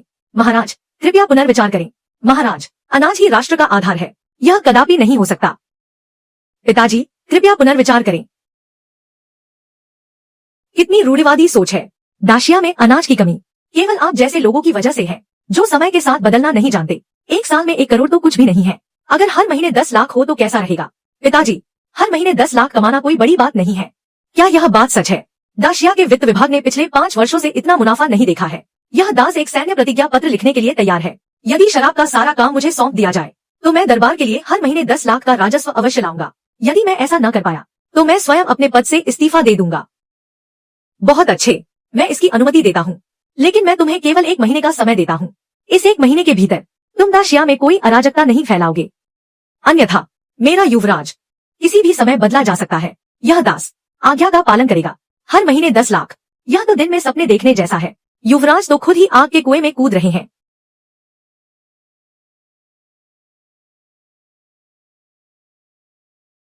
क्या तुम जानते भी हो कि तुम क्या कर रहे हो? अब जब शराब वापस आ ही गई है, तो फिर तुम क्यों? तेंदुल अधिकारी महोदया, क्या आपके पास कोई अच्छी योजना है? शराब की कमी भी हार है और कर न चुका पाना भी हार है। चाहे जो भी हो, हमें डटकर मुकाबला करना होगा। यह एक युद्ध है। काफी बेरहम होना पड़ेगा, तभी लोग तुमसे डरेंगे। अब जब हमारे पास यह चीज आ ही गई है, तो लगता है कि राजधानी में अब काफी हलचल मचने वाली है। शाओ लियू जी, शाही रक्षकों को इकट्ठा करो और संपत्ति जब्त करने चलो। जी हुजूर। युवराज महाराज, आप क्या करना चाहते हैं? एक मामूली व्यापारी होकर भी युवराज को देखकर घुटने नहीं टेकता तुम। मैं प्रधानमंत्री का आदमी हूँ। हा हा हा हा। तुम खुद को समझते क्या हो? मैं यहाँ कानून के मुताबिक काम कर रहा हूँ। आज किसी ने शिकायत की है कि तुम लोग शाही परिवार के नाम पर घटिया और नकली शराब बेच रहे हो। आज से ही तुम्हारी शराब बनाने की शाही अनुमति रद्द की जाती है। क्या तुम्हारी इतनी हिम्मत मेरी हिम्मत क्यों नहीं होगी? यह तलवार स्वयं महाराज द्वारा दी गई है, ऊपर भ्रष्ट अधिकारियों का वध करने के लिए और नीचे दुष्ट सेवकों को दंड देने के लिए। भला कब से दाशिया के युवराज को एक प्रधानमंत्री से डरने की जरूरत होने लगी? आज यह पवित्र शाही तलवार न्याय करेगी। मैं महाराज की ओर से आया हूँ, दाशिया की ओर से। महाराज, मुझे क्षमा करें। क्या तुम्हें लगता है कि बस एक माफी मांग लेने से तुम बच जाओगे? मिस्टर कियान, तुम महारानी के परिवार के आदमी हो, है ना? क्या तुम्हें लगता है कि महारानी तुम्हें बचाने के लिए बीच में आएंगी? कियान की शराब की दुकान सड़े हुए अनाज का उपयोग करके शराब बना रहे थे और अधिकारियों को रिश्वत दे रहे थे। जब्त करो। अगर कोई रोकने की कोशिश करे तो उसे कड़ी सजा दो। जो आज्ञा। महाराज, जाओ यू की तरफ से कोई हलचल नहीं हुई। वे काफी चतुर निकले। यह मामला केवल मुझे ही एक राजकुमार के रूप में संभालना होगा, तभी इन धोखेबाजों को सबक सिखाया जा सकता है। वे निश्चित रूप से हमारे लिए कोई और जाल बिछाकर बैठे होंगे। यह तो पहले से ही एक खुला हुआ षड्यंत्र है। जब मैंने चारों बड़े शराब व्यापारियों को पकड़ लिया तो बाजार में शराब की कमी हो गई। हमारी उत्पादन क्षमता इस कमी को पूरा करने के लिए पर्याप्त नहीं है। अगर यकीन न हो तो अगली दुकान पर चलकर देखो, वांग परिवार की शराब की भट्टी। शायद उन्होंने पहले ही उसे नष्ट कर दिया है। अब क्या किया जाए? दुश्मन आएगा तो तलवार से सामना करेंगे, पानी आएगा तो मिट्टी से बांध बनाएंगे। 10 लाख चांदी के सिक्के। महाराज, यह पूरे 10 लाख चांदी के सिक्के हैं। महाराज, क्या आप हाल ही में कुछ ज्यादा ही आगे नहीं बढ़ रहे हैं? पूरी राजधानी में अफवाहें फैल रही हैं कि दाशिया का पतन होने वाला है। हाँ हाँ, दाशिया का पतन। मैंने तो बहुत पहले ही मानसिक तैयारी कर ली है। कल सुबह की सभा में मेरे खिलाफ शिकायतों की बौछार होगी। निश्चित रूप से उनकी गिनती करना मुश्किल होगा। तो क्या हुआ? कुछ चीजें मुश्किल हालात में ही हल की जा सकती हैं। सम्राट, मैंने 30 नागरिक और सैन्य अधिकारियों के साथ मिलकर राजकुमार के सत्ता के दुरुपयोग के खिलाफ शिकायत दर्ज की है। बाजार में अशांति फैलाना। राजकुमार, क्या आपके पास अपना बचाव करने के लिए कुछ है? पिताजी, मैंने जो कुछ भी किया वह पूरी तरह से दाशिया के कानूनों के अनुसार किया है। चारों शराब व्यापारियों के अपराध पहाड़ जितने बड़े हैं। प्रधानमंत्री, आप इसे कैसे समझाएंगे? सम्राट, चारों शराब व्यापारी वास्तव में दोषी हैं, लेकिन वे दाशिया की सबसे बड़ी शराब भट्टियों को नियंत्रित करते हैं। वे देश की 80% से अधिक शराब का उत्पादन करते हैं। राजकुमार ने बिना सोचे समझे उनकी संपत्ति जब्त कर ली। मुझे डर है कि सम्राट, बुझेंग विभाग और चेन राज्य के बीच शराब का एक बड़ा ऑर्डर है जो जल्द ही पूरा किया जाना है। इसकी कीमत 1 करोड़ चांदी के सिक्के है। अब जब चारों शराब व्यापारी पकड़े गए हैं, अगर हम समय पर आपूर्ति नहीं कर पाए तो हम हर्जाना नहीं भर पाएंगे। क्या? कितना हर्जाना देना होगा? 3 करोड़ चांदी के सिक्के। सम्राट, 3 करोड़? हम सब मिलकर भी इतना हर्जाना नहीं भर सकते। सम्राट, राजकुमार ने इतनी बड़ी मुसीबत खड़ी कर दी है, वे इस जिम्मेदारी के लायक नहीं है। तुम मुझे क्यों देख रहे हो? क्या तुमने मुझे यह तलवार उधार नहीं दी थी? पिताजी, मैं इसकी पूरी जिम्मेदारी लेता हूँ। 1 महीने बाद या तो मैं शराब का प्रबंध कर लूंगा या फिर 3 करोड़ चांदी के सिक्के ला दूंगा। बहुत अच्छा, बहुत अच्छा। पुराने नियम अभी भी लागू है। यदि 1 महीने के भीतर युवराज इस समस्या का समाधान नहीं कर पाए तो उन्हें युवराज के पद से हटा दिया जाएगा। हा हा हा। अंधेरे के साए, क्या तुमने नहीं देखा आज उसका चेहरा कैसा फीका पड़ गया था? और वह बूढ़ा लोमड़ी लान शौचिंग भी। मुझे सच में हंसी आ रही है। महाराज, दुश्मनों को आपस में लड़ाने की आपकी यह चाल वाकई काबिल तारीफ है।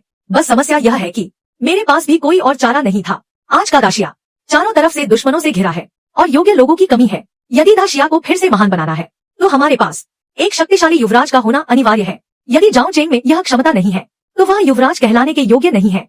हटा दो तो फिर हटा ही दो। यह सम्राट तो बहुत बड़ा चालबाज है। चुप रहो। दुश्मनों को आपस में लड़ाना, ऊपर से 3 करोड़ का और बोझ डाल दिया। क्या यह मुझे मौत के मुंह में धकेलने जैसा नहीं है? क्या सच में मुझे कोई फरिश्ता समझ रखा है? थोड़ा कम बोलो, पहले कोई उपाय सोचो। लानचिन, मेरी प्रिय, आज मेरी जो यह हालत हुई है यह सब तुम्हारे पिताजी की ही मेहरबानी है। क्या मैं वापस न चला जाऊं? नहीं नहीं नहीं, तुम्हें मनाना कितनी मुश्किल से आया है। तुम गुस्सा मत हो। वैसे भी तुम तो मेरी महिला चाणक्य हो, तुम उन सब पर भारी पड़ती हो। 3 करोड़ चांदी के सिक्के, यह तो कोरी कल्पना है। तुम्हारे पास केवल एक ही रास्ता है। यदि शराब समय पर तैयार करनी है तो यह नामुमकिन है। मेरी नई तरह की शराब पुरानी शराब के आसवन से बनती है, जिसके लिए और भी अधिक कच्ची शराब की आवश्यकता होगी, और हमें उन व्यापारियों को थोड़ा हिस्सा देना चाहिए। अब यह सब कहकर क्या फायदा? यदि शराब का काम नहीं चला तो मुझे 3 करोड़ का इंतजाम करना ही होगा।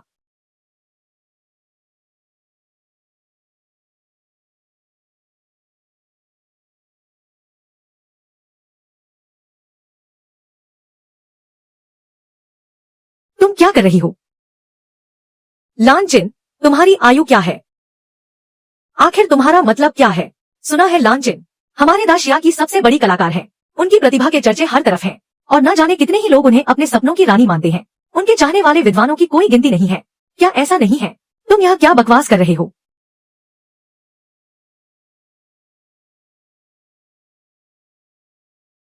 क्या तुम मेरी मदद कर सकती हो?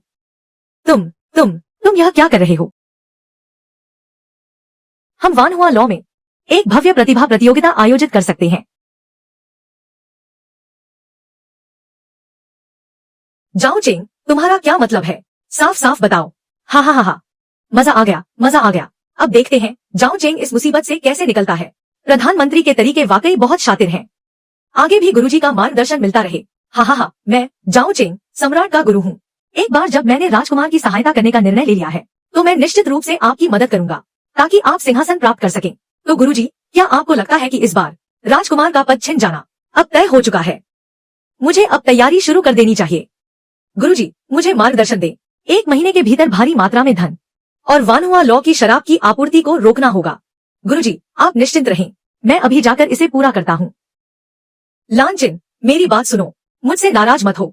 मैं तो बस एक बहाना ढूंढ रहा था, ताकि सभी विद्वान राजधानी में एकत्रित हों, और फिर हम और अधिक शराब बेच सकें और सदस्यता प्रणाली शुरू कर सकें।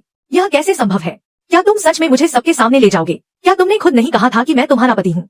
क्या मुझे बुरा लगेगा? किसने कहा कि तुम मेरे पति हो? तुम्हारे पास अजीबोगरीब तरकीबों की कोई कमी नहीं है। मैं तो नहीं कर सकता, लेकिन एक व्यक्ति है जो यह कर सकता है। कौन? क्या तुमने कभी सुना है जुआंग याओ के बारे में? वह मध्य साम्राज्य की सबसे प्रतिभाशाली महिला मानी जाती है, जो संगीत, शतरंज, साहित्य और चित्रकला में निपुण है। जुआंग याओ, यह तो अच्छा विचार है। राजकुमार, आपकी पिछली कविताएं और पहेलियां जुआंग याओ को बहुत प्रभावित कर चुकी हैं। वह पहले से ही रास्ते में है। मेरा जुआंग याओ के साथ पत्राचार होता रहता है। हम उन्हें मदद के लिए बुला सकते हैं। एक भव्य साहित्यिक समारोह का आयोजन करते हैं। ठीक है, तो चलो इसकी तैयारी शुरू करते हैं।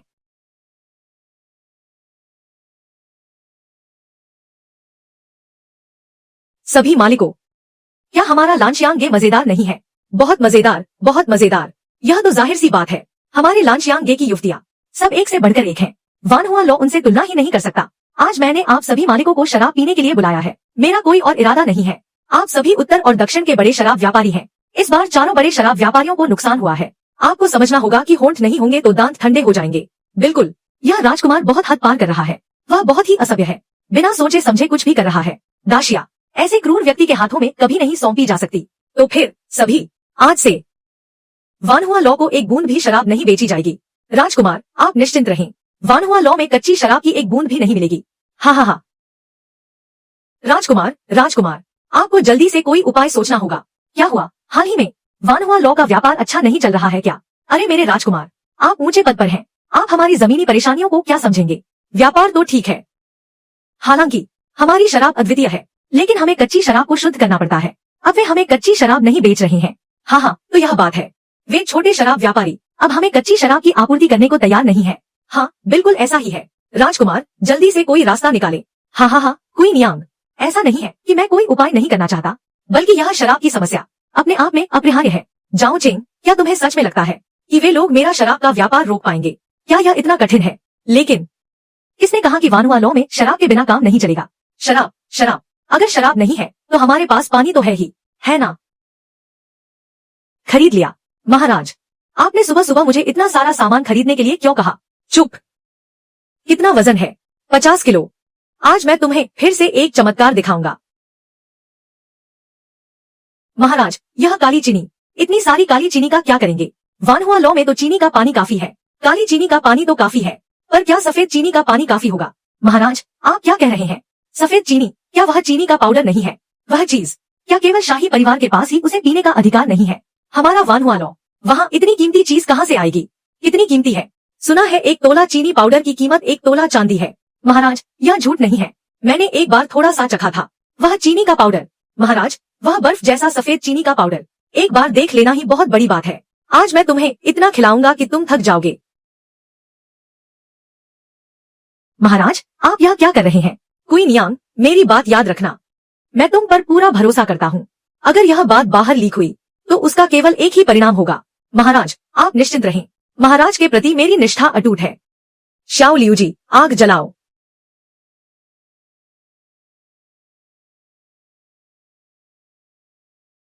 महाराज, आप यह क्या आप चीनी के पुतले बनाकर पैसे कमाना चाहते हैं? लेकिन बस पास खड़े होकर देखते रहो। अगर मैंने मदद मांगी है तो मदद करो। जी महाराज, यह काली चीनी बहुत महंगी है। बकवास बंद करो। काली चीनी और सफेद चीनी में क्या फर्क है? वह तो पक्का चीनी का पाउडर ही है जो हमने खुद तैयार किया है। वह उस चीनी पाउडर से कम नहीं है। तुम दोनों कपड़े को अच्छे से पकड़ो।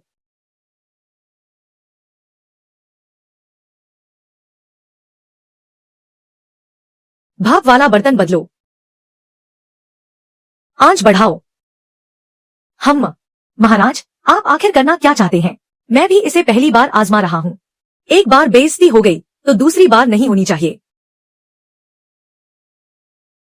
शाओ लियू जी, आग बुझाओ।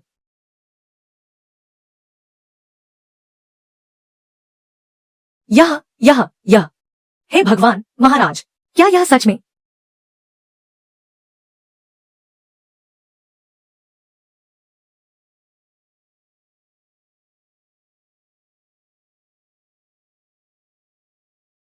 आ आ महाराज, यह क्या है? हा। तुम लोग चक्कर देखो कैसा है। यह चीनी का पाउडर है। यह सच में चीनी का पाउडर है। इतना सारा। बहुत मीठा है। हे भगवान। महाराज, हे भगवान, यह सच में चीनी का पाउडर है। मैंने अपनी पूरी जिंदगी में पहली बार इसे चखा है। यह चीनी का पाउडर सफल रहा। मेरा मन अभी नहीं भरा। कल सजा भी मिली तो कोई बात नहीं। मुझे थोड़ा और दो। खांसते हुए हा। बस करो। चाहे कितनी भी स्वादिष्ट चीज क्यों न हो, इतनी ज्यादा नहीं खानी चाहिए। इधर आओ, हम इस बारे में बात करते हैं। महाराज, क्या यह सच है? यह बिल्कुल सच है। यह उस चीनी से 100 गुना बेहतर है जो मैंने आज तक चखा है। क्वीन यांग, बताओ, इस तरह की चीनी का बाजार में क्या दाम होगा? यह अनमोल है। निश्चित रूप से यह एक खजाना है। अनमोल नहीं हो सकती। मैं तो बस इसकी कीमत जानना चाहता हूँ। क्वीन यांग, तुम उन गिने चुने लोगों में से हो जिन पर मैं भरोसा कर सकता हूँ। मैंने जो पूछा था, क्या तुम्हें याद है? हमने लगभग कितनी कच्ची चीनी का उपयोग किया और उससे कितनी सफेद चीनी तैयार हुई। यह अनुपात का खेल है। आंच पर नियंत्रण रखना जरूरी है। महाराज, भविष्य में मेरे साथ रहना। तुम ऐसी कई अद्भुत चीजें देखोगी। सिर्फ एक मामूली सफेद चीनी ने तुम्हें इतना हैरान कर दिया। यह वाकई थोड़ा अजीब लग रहा है। महाराज, क्वीन यांग, याद रखें महाराज, 10 किलो कच्ची चीनी, 2 किलो सफेद चीनी। 10 किलो कच्ची चीनी 20 चांदी के सिक्कों की है, लेकिन यह 2 किलो सफेद चीनी। हमने तो कमाल कर दिया। क्या कमाल कर दिया? सफेद चीनी इतनी महंगी इसलिए है क्योंकि यह बहुत दुर्लभ है। अगर यह अपनी दुर्लभता खो देगी तो इसकी कीमत गिर जाएगी। इसलिए भले ही हम कितनी भी चीनी बना ले, हमें उसका केवल एक छोटा हिस्सा ही बेचना चाहिए। एक तो हमें इसकी कीमत बनाए रखनी है ताकि हम लगातार मुनाफा कमा सके। दूसरा, अगर किसी और को पता चल गया कि हमने सफेद चीनी बनाने का यह सरल तरीका खोज लिया है तो यह हमारे लिए बड़ी मुसीबत बन जाएगी। हा। इसके अलावा मेरे पास एक और चीज है जो मैं तुम्हें दिखाना चाहता हूँ। महाराज, यह क्या चीज है? हा। मैं इन कुछ दिनों से रसोई में था और संयोग से मैंने यह खमीर तैयार कर लिया। इसके होने से हम चावल की शराब बना सकते हैं। खट्टी, मीठी और लुभावनी। सफेद चीनी के साथ इसका स्वाद सच में स्वर्ग जैसा होगा। महाराज, यह चीनी का पाउडर शराब की कमी को पूरा करने के लिए जरूरी है और यह हमारे आयोजन के विषय के लिए भी उपयुक्त है। कुछ अमीर घर की युवतियां शराब नहीं पी पाती। वे निश्चित रूप से इस चीनी की और मांग करेंगी और इस खमीर के साथ हम चावल की शराब बना सकते हैं। शराब मुख्य होगी और चीनी सहायक। इन दो महान उत्पादों के साथ हमारा व्यापार निश्चित रूप से नई ऊंचाइयों को छुएगा। क्वीन यांग, तुम बहुत होशियार हो। तुमने तो एक इशारे में सब समझ लिया। हम शाओ लियू जी भी ठीक है, ज्यादा नहीं खाता। ठीक है, अब सब कुछ तैयार है। चलो दाशिया की युवतियों को आकर्षित करते हैं। युवकों, दिल थाम लो। आज वानहुआ लॉ में नई खबर है। सुना है कल कोई वानहुआ लॉ की 4थी मंजिल पर गया था। सच या झूठ? अपनी काबिलियत से या पैसे देकर गया था? सुना है चौथी मंजिल की बेहतरीन शराब जीवन में एक बार पीना ही दुर्लभ है। वानहुआ लॉ आधे महीने बाद जुआंग याओ के आगमन पर एक काव्य और मदिरा सभा आयोजित करेगा। दाशिया के सभी विद्वानों का स्वागत है। यदि कोई विद्वान अपनी प्रतिभा के बल पर वानहुआ लॉ की 5वीं मंजिल तिंग्यू लॉ पर पहुंच सके तो वह जुआंग याओ का विशेष अतिथि बन सकता है और उनके साथ काव्य पर चर्चा कर सकता है। वानहुआ लॉ पर्याप्त मदिरा तैयार रखेगा और कुछ आश्चर्य भी। सबका इंतजार रहेगा। जो लोग अभी पंजीकरण करवा रहे हैं वे पहले से ही आनंद ले सकते हैं। हा हा हा हा। वानहुआ लॉ बड़ी बड़ी बातें कर रहा है। पूरे राजधानी में जिसे थोड़ी भी खबर है, कौन नहीं जानता कि उनकी मदिरा खत्म होने वाली है। मैं जाकर देखता हूँ। देखो तो सही, वानहुआ लॉ फिर क्या नया नाटक कर रहा है। महाराज महाराज, वानहुआ लॉ ने फिर क्या मुसीबत खड़ी कर दी है। वे क्या आयोजित करने वाले हैं? काव्य और मदिरा सभा आधे महीने बाद और जुआंग याओ के नाम का बहाना लेकर अचानक ही पूरी राजधानी और आसपास के सभी विद्वान पागल हो गए हैं। काव्य और मदिरा सभा। जाओ चेंग में थोड़ी अक्ल तो है, पर अफसोस बहुत देर हो चुकी है। मदिरा तो है ही नहीं, वह किस काम की काव्य सभा करेगा। अंत में तो बस लोगों के हंसी का पात्र बनेगा। हा हा हा हा। बधाई हो महाराज। गुरुजी, मुझे किस बात की खुशी। हा हा हा हा। महाराज, इस बार साफ है कि आपने सब कुछ दांव पर लगा दिया है, लेकिन उनके पास जीतने का कोई मौका नहीं है। अगर वह इसे आयोजित नहीं कर पाए तो वह हमारे लांशियांगे के लिए ही रास्ता साफ करेंगे। गुरुजी, आपका मतलब है? महाराज, हम वहां जा सकते हैं और उनके साथ चर्चा कर सकते हैं। क्यों न मिलकर यह काव्य सभा आयोजित करें। ऐसा करने से न केवल आप इस समय अपनी उदारता दिखा पाएंगे, बल्कि दाशिया की संस्कृति के लिए भी योगदान देंगे। हाँ हाँ हाँ गुरुजी, क्या शानदार योजना है। गुरुजी, आपकी योजना वाकई बेहतरीन है। यहाँ यह सुलेख यहाँ लगाओ। अरे, इसे थोड़ा सीधा करो। मदिरा की समस्या अभी हल नहीं हुई है और तुम अभी से प्रचार करने लगे। अगर यह काम न बना तो। हा हा हा हा हा। लांचिन, आप चिंता न करें, मेरे पास अपनी तरकीब है। बस जुआंग याओ समय पर पहुंच जाए। सब कुछ मेरे नियंत्रण में है। जुआंग याओ ने इस काव्य सभा के प्रति काफी रुचि दिखाई है। बस 10 दिन और वह राजधानी पहुंच जाएंगे। लांचिन, आप निश्चिंत रहें, महाराज ने सब कुछ पहले से तैयार कर रखा है। क्या तुम दोनों कुछ छुपा रहे हो? लांचिन, हमारे गृह नगर में एक कहावत है, तुम्हारा गृह नगर तो राजधानी में ही है और क्या।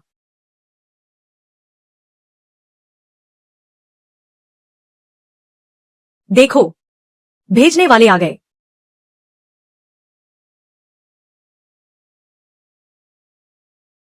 क्या महाराज यहाँ हैं? मैं यहाँ हूँ। क्या यह मेरा प्यारा छोटा भाई नहीं है? आज तुम यहाँ कैसे आ गए? नहीं, अब यह मेरा वानहुआ लो है। महाराज, आप इतनी औपचारिकता क्यों दिखा रहे हैं? आपका वानहुआ लो इतना प्रसिद्ध और चहल पहल वाला है, इसीलिए मैं भी इसे करीब से देखने का इच्छुक हूँ। तो फिर महाराज, चलिए कहीं बैठकर बात करते हैं। जाओ यू, तुम्हारा क्या मतलब है? महाराज, आपकी यह काव्य और मदिरा सभा की योजना सचमुच प्रशंसा के योग्य है। महाराज, आप देखिए, इतनी बड़ी काव्य और मदिरा सभा निश्चित रूप से यह पूरे दरबार का मुख्य आकर्षण बन जाएगी। इसलिए महाराज, आप ही सोचिए, इतने बड़े आयोजन में क्या मेरे लांशियांगे को भी शामिल होने का मौका मिल सकता है? संभव नहीं है। यह महाराज है और ये मेरे गुरुजी हैं, महान विद्वान चेन जो। मैं वृद्ध महाराज को प्रणाम करता हूँ। लांशियांगे इसमें भाग लेना चाहता है। जी हाँ, बिल्कुल, लेकिन हमें भी कुछ कठिनाइयों का सामना करना पड़ रहा है। हा हा हा। मैंने महाराज की कठिनाइयों के बारे में सुना, इसीलिए मैं विशेष रूप से मदद करने आया हूँ। अगर महाराज मुझे शामिल होने दे। क्या यह सच है? महाराज, आप निश्चिंत रहें। तो ठीक है, आजमा कर देखते हैं। धन्यवाद महाराज। जाओ चेंग, तुम क्या कर रहे हो? क्या तुम जानते हो, वह एक धूर्त लोमड़ी है। मैं बिल्कुल जानता हूँ और मुझे यह भी पता है कि उसने जानबूझकर हाँ कहा है ताकि मदिरा की समस्या सुलझाने में मेरी मदद कर सके। लेकिन अंत में वह निश्चित रूप से मदिरा के मामले में मेरे लिए एक जाल बिछाएगा ताकि मैं कभी संभल न सकूं। तो फिर हम भी उसके लिए जाल के अंदर जाल बिछाएंगे। कैसा रहेगा? जाओ चेंग कितना प्यारा है, उसने सच में मान लिया। हा हा हा। लगता है महाराज की मदिरा की मांग ने उन्हें कोई विकल्प नहीं छोड़ा है। अगर ऐसा है तो हम भी व्यवस्था शुरू कर सकते हैं। गुरुजी, कृपया बताएं। बहुत सरल है, धन जुटाएं और 2 तरह की मदिरा तैयार करें। सभा में महाराज को पूरी तरह हरा दें। सम्राट को देखने दे कि असली काबिल कौन है। दाशिया के महाराज, काव्य और मदिरा सभा। हा हा हा। चेंगेर, तुमने एक बार फिर सबको हैरान कर दिया। आह, अफसोस। क्या अब बहुत देर हो चुकी है? सच तो यह है कि मेरे पास अब ज्यादा समय नहीं बचा है। जाओ यू भी इसमें शामिल हो गया है। हम अब कुछ दिलचस्प होने वाला है। चौथा भाई क्या कर रहा है? कोई हलचल नहीं, पहाड़ पर बैठकर बाघों की लड़ाई देख रहा है। हाँ, अब समय क्या हो गया है? वह अभी भी इंतजार कर रहा है। सच में बहुत धैर्यवान है। अक्षम लोग हमेशा अक्षम ही रहते हैं, एक भी ऐसा नहीं जो काम का हो। माँ, इस बार की काव्य और मदिरा सभा में क्या हमें कुछ नहीं करना चाहिए? क्या करना है? निश्चित रूप से कुछ करना होगा, वरना हमारे पुराने सम्राट सोचेंगे कि हम कमजोर हैं। हम्फ, डोंग गुइफेई का व्यापार में प्रभाव, हम उनसे जीत नहीं पाएंगे। तो फिर हमें काव्य और मदिरा उत्सव से शुरुआत करनी चाहिए। माताश्री, आपका क्या तात्पर्य है? हमारे पास आधा महीना है। तुम कुछ विद्वानों को बुला लाओ। तुम्हें हर संभव प्रयास करना होगा इस काव्य और मदिरा उत्सव में जाओ चेंग की चमक फीकी पड़ जाए। माताश्री, आप बहुत बुद्धिमान है।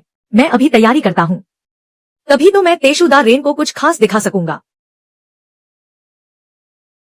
यह रहा।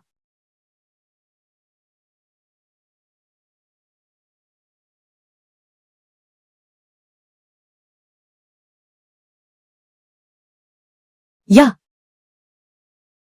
तेशुदा रेन, यह वाकई अद्भुत वस्तु है। जाओ चेंग, तुमने यह कैसे किया?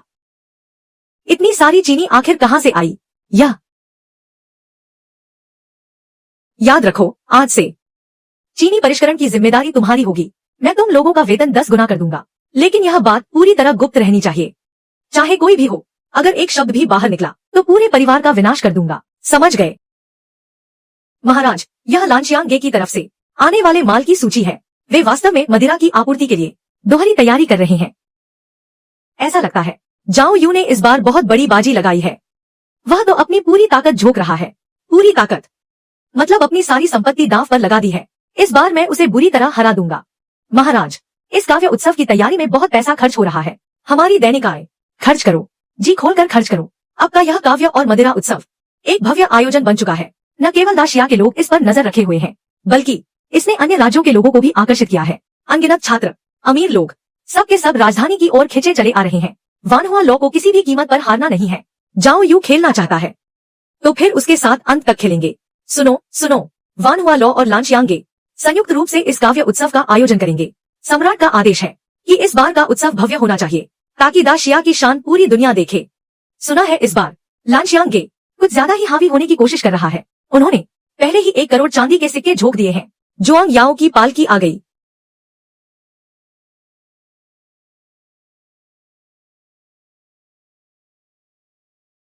जुआंग याओ, दुनिया की सबसे बड़ी विदुषी सचमुच आ गई। मेरे रास्ते से हटो। लगता है वह 7 दिन पहले ही आ गई। थोड़ा आराम करने के बाद ही उत्सव शुरू करेंगे। अभी और क्या इंतजार कर रहे हो? जल्दी मेरे साथ जुआंग दीदी से मिलने चलो। हे भगवान, क्या यही जुआंग याओ है? कितनी सुंदर है। वाह वाह वाह वाह, उन तथाकथित राजकुमारियों से कहीं ज्यादा, बहुत ही ज्यादा सुंदर है। सुना है वह संगीत, शतरंज, साहित्य और चित्रकला में भी निपुण है। जुआंग याओ, जुआंग दाजिया, मैं इस उत्सव में आपका अनुसरण करना चाहता हूँ।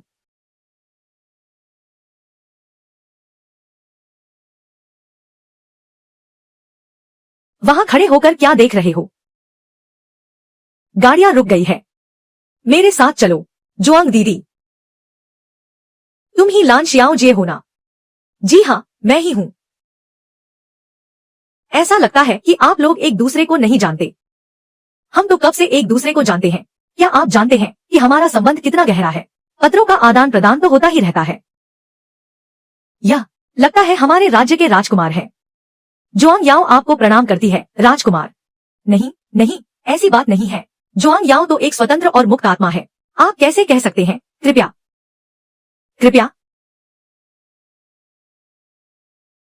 धीरे चलिए। अरे वाह, भ्राता, यह तो आपने ठीक नहीं किया। जुआंग याओ आ जाई और मुझे एक शब्द भी नहीं बताया। जाओ चेंग, तुम्हारा क्या मतलब है? भ्राता, आप भूल गए। यह काव्य और मदिरा का उत्सव हम दोनों ने मिलकर आयोजित किया था, तो अब हमें तय करना होगा। जुआंग याओ आ चुकी है। उनके ठहरने के लिए सबसे उचित स्थान कौन सा होगा? भ्राता, आप बुरा ना माने अगर मैं कुछ कड़वा कहूँ। सब लोग ही फैसला करें। इस बार का काव्य और मदिरा का उत्सव, यहाँ की व्यवस्था, हमारे लांशियांगे ने जो खर्च किया है वह आपके वानहुआ लॉ से 3 गुना अधिक है। 3 गुना। न्याय की बात तो यही है जुआंग याओ को हमारे लांशियांगे में ही ठहरना चाहिए। क्या मैं सही कह रहा हूँ? बिल्कुल सही, यह बात तो सही है। जो सबसे ज्यादा खर्च करेगा स्वाभाविक रूप से वहीं ठहरेगा। जाओ चेंग, यह नहीं चलेगा। राजकुमार जुआंग याओ तो हमारी पहचान बन चुकी है। अगर लांशियांगे ने उन्हें छीन लिया तो? जाओ यू, तो तुम यहाँ मेरा इंतजार कर रहे थे। भ्राता, क्या आप सच में इतने भोले हैं कि सोचा कि मैं आपके साथ मिलकर काम करूंगा? हाँ हाँ हाँ, क्या हुआ? क्या अब आप अपना मुखौटा उतारने के लिए तैयार हैं? मुखौटा उतार दिया तो क्या हुआ? अब स्थिति ऐसी है कि पीछे मुड़ना मुमकिन नहीं। माफ करना भ्राता, मैंने जो बेहतरीन मदिरा का वादा किया था उसका एक घूंट भी तुम्हें नहीं मिलेगा। सबने सुना क्या? इस बार का काव्य और मदिरा का उत्सव, वानहुआ लॉ में तो मदिरा का भी पर्याप्त प्रबंध नहीं है। आप सभी उत्सव के दिन लांशियांगे जरूर पधारें। अरे, मदिरा कम पड़ गई। मुझे तो पहले ही पता था कि ऐसा होगा। राजकुमार अभी भी बहुत भोले हैं। लान साहिबा, क्या यह सच है? जुआंग साहिबा, ऐसी बात नहीं है। इस बार के काव्य और मदिरा उत्सव की तैयारी में मैंने जो देखा है वह लांशियांगे की पूरी निष्ठा है। लान साहिबा, कृपया क्षमा करें। हाँ हाँ हाँ, जाओ चेंग, उम्मीद नहीं थी, है ना? धन्यवाद भ्राता, आपने मेरे लिए सब कुछ तैयार कर दिया। मुझे इस तरह से मत देखिए। भले ही जुआंग याओ हमारे लांशियांगे में ठहरी है, लेकिन आखिरकार इस काव्य और मदिरा उत्सव का मुख्य स्थल तो आपका वानहुआ लॉ ही है ना? हाँ हाँ हाँ, मेरे प्यारे भ्राता, इतनी जल्दी हार मत मानिए। इस बार वानहुआ लॉ की हालत बहुत बुरी होने वाली है। जुआंग याओ कहाँ है? हम कहाँ जा रहे हैं? इस बार तो वानहुआ लॉ का हारना तय है। महाराज, यह दाव का दाव बहुत ही घातक है। क्या हमारी सारी मेहनत बेकार नहीं जाएगी? बस कुछ पल की बात है, डर किस बात का? हाँ हाँ हाँ, गुरुजी, क्या आपने जाओ चेंग का चेहरा देखा? कितना आनंददायक था। हाँ हाँ हाँ महाराज, आज ही उससे आर पार की लड़ाई कर लेते हैं। क्या यह थोड़ा जल्दी नहीं होगा? जल्दी कैसा? मैंने इतने दिनों तक सब्र किया, क्या वो काफी नहीं है? लेकिन वह राजकुमार भी कोई साधारण इंसान नहीं है। सच तो यह है कि हमारे लिए सबसे सही मौका वह काव्य और मदिरा का उत्सव होगा। जब आयोजन आधा बीत जाएगा और उनकी मदिरा लगभग खत्म हो जाएगी, तब हम उन पर हमला करेंगे तो उनके पास संभलने का कोई मौका नहीं बचेगा। गुरुजी, लेकिन अभी भी तो स्थिति वही है। जरा सोचिए जाओ चेंग, वह तो जुआंग याओ की प्रसिद्धि का सहारा लेकर ग्राहकों को आकर्षित करना चाहता है। अगर हम समय रहते ही उसकी भीड़ को रोक दें तो वह और भी जल्दी हार जाएगा। सिर्फ यही एक रास्ता बचा है। गुरुजी, आप चिंता न करें, इस बार उसकी हार निश्चित है। हाँ हाँ हाँ हाँ हाँ, तुम लोग किस बात की चिंता कर रहे हो? क्या तुम्हें पहले से नहीं पता था कि जाओ चेंग कोई ना कोई चाल जरूर चलेगा? लेकिन लान चेंग, मैं कुछ कह नहीं रहा, पर यह जुआंग याओ सच में बहुत ही गैर जिम्मेदाराना व्यवहार कर रही है। वह ऐसे कैसे बीच में छोड़कर जा सकती है? बकवास बंद करो। क्या इसमें तेशु का कोई दोष है? जुआंग याओ स्वतंत्र है, वह जहां चाहे जा सकती है। तो महाराज, आप ही बताइए अब क्या किया जाए? मुझे लगता है कि आज रात हमारा काफी व्यापार छिन जाएगा। अभी भी 5 दिन बाकी है। तुम डर क्यों रहे हो? क्या तुम्हें डर है कि हम इन 5 दिनों तक भी टिक नहीं पाएंगे? मेरे साथ आओ, तुम्हें एक खजाना दिखाता हूँ।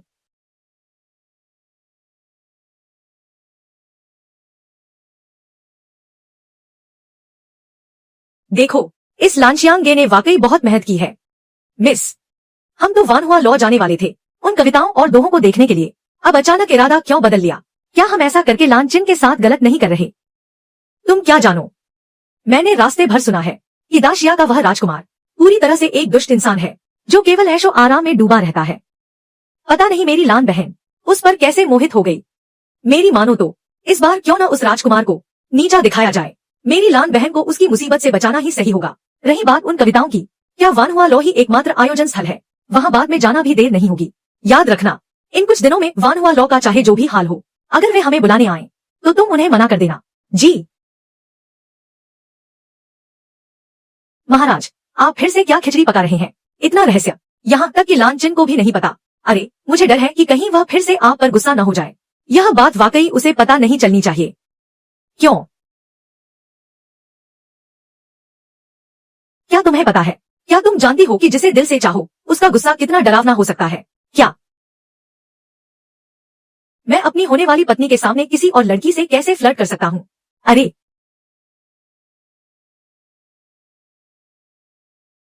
कल वानहुआ लॉ में व्यापार बहुत ही मंदा था।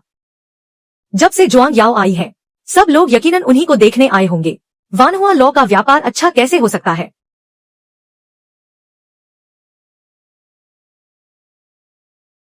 घास के रंग और धुंधली रोशनी के बीच बिना कहे कौन समझेगा मन की बात। तुमने अपनी बेपरवाही को एक जाम में ढाल दिया है। शराब के साथ गीत गाते हुए जबरदस्ती का आनंद भी बेस्वाद है। वस्त्र ढीले होते गए पर कोई पछतावा नहीं। तुम्हारे लिए सूख कर कांटा हो जाना भी मंजूर है। जल्दी देखो यह किसका हस्ताक्षर है, किसने लिखा है। क्यूशुई शियानशेंग। कभी नहीं सुना। वस्त्र ढीले होते गए पर कोई पछतावा नहीं। तुम्हारे लिए सूख कर कांटा हो जाना भी मंजूर है। नहीं, यह गलत है। यह तो जुआंग याओ के लिए लिखा गया है। क्या?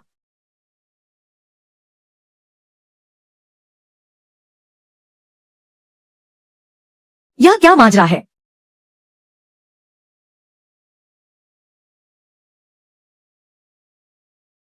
राजकुमार को प्रणाम।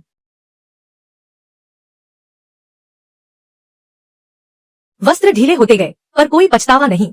सु दाओरेन। तुम्हारे लिए सूख कर कांटा हो जाना भी मंजूर है। तुम्हारे लिए सूख कर कांटा हो जाना भी मंजूर है सु दाओरेन। तुम्हारे लिए सूख कर कांटा हो जाना भी मंजूर है सु दाओरेन। बहुत खूब, बहुत खूब सु छिंग। बहुत खूब, बहुत खूब। क्या लाजवाब रचना है। यह कविता किसने लिखी है? पता नहीं, कल रात कोई इसे भिजवा गया था। मैंने देखा तो दंग रह गया। यह तो किसी दिव्य रचना जैसी है। मेरा अनुमान है यह निश्चित रूप से किसी बड़े विद्वान ने जुआंग याओ के लिए लिखी है। सच में नहीं पता। इस बार काव्य गोष्ठी में बहुत से बड़े विद्वान आए हैं। अद्भुत, अद्भुत। ये दो पंक्तियां तो सीधे दिल को छू गई है। यह क्यूशुई शियानशेंग निश्चित रूप से सबको हैरान कर देगा। आज सुबह ही वानहुआ लॉ आया। देखते हैं कि क्या कोई सुखद संयोग होता है।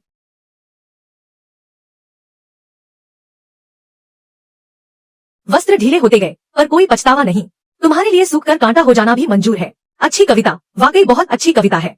मिस का आकर्षण वाकई बेमिसाल है। काव्य गोष्ठी अभी शुरू भी नहीं हुई और अभी से कोई तुम्हें प्रेम कविता लिख रहा है।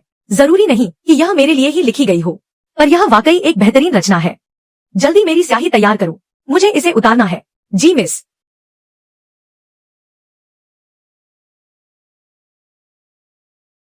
यह क्या हो रहा है? यह किसने लिखा है? जाओ, मेरे लिए पता लगाओ। राजकुमार, धैर्य रखें, परेशान न हो। ऐसी लाजवाब कविता साल में एक बार ही सुनने को मिलती है। क्या इससे हमारे बड़े उद्देश्यों पर कोई असर पड़ेगा?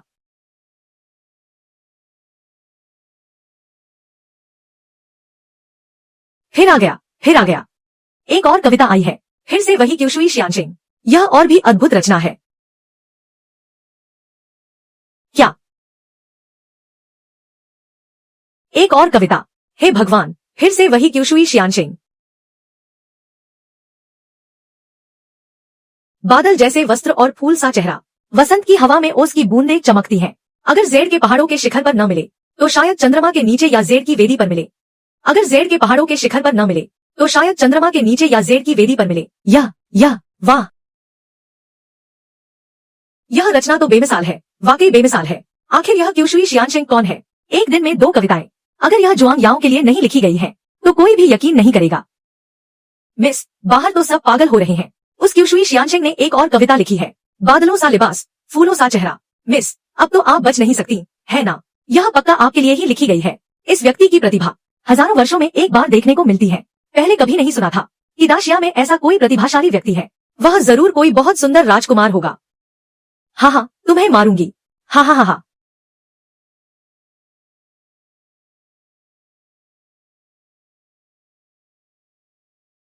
मिस, हमने तय किया था ना कि हम पहले वानहुआ लॉ नहीं जाएंगे।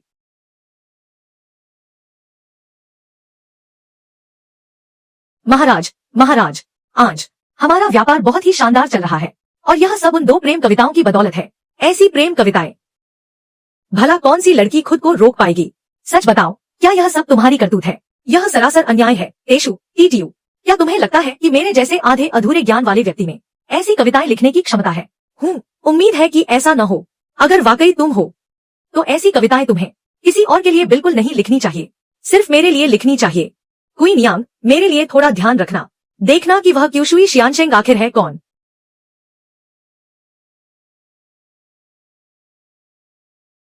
फिर आ गया। क्या यह कुछ ज्यादा नहीं हो रहा? फिर से वही क्यूशुई शियानशेंग। क्या उसे रचना करने में समय नहीं लगता? धक्का मत दो। पहले मुझे देखने दो। एक तरफ हटो।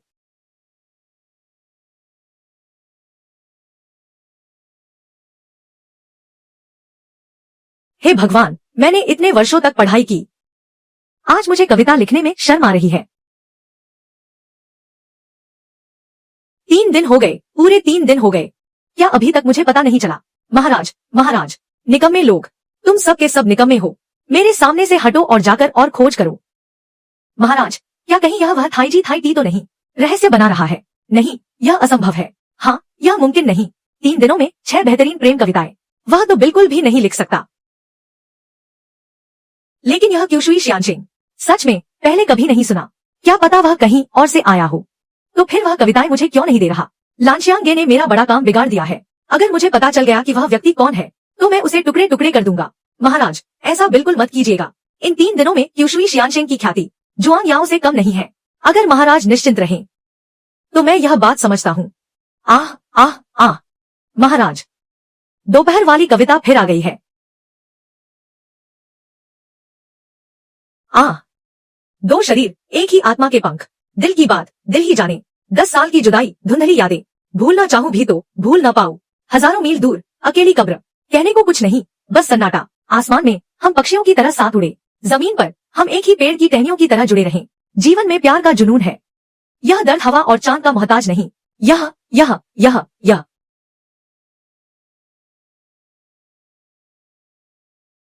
मिस, क्या आखिरकार आप खुद को रोक नहीं पाई?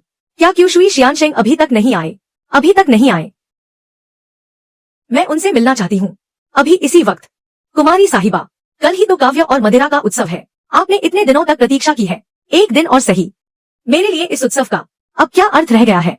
मुझे तो बस क्यूशुई शियानशिंग से मिलना है, चाहे वो जैसे भी हो। कुमारी साहिबा, आप जिद न करें, यह दाशिया है। कल का उत्सव बहुत भव्य होने वाला है। सुना है स्वयं सम्राट भी पधारेंगे।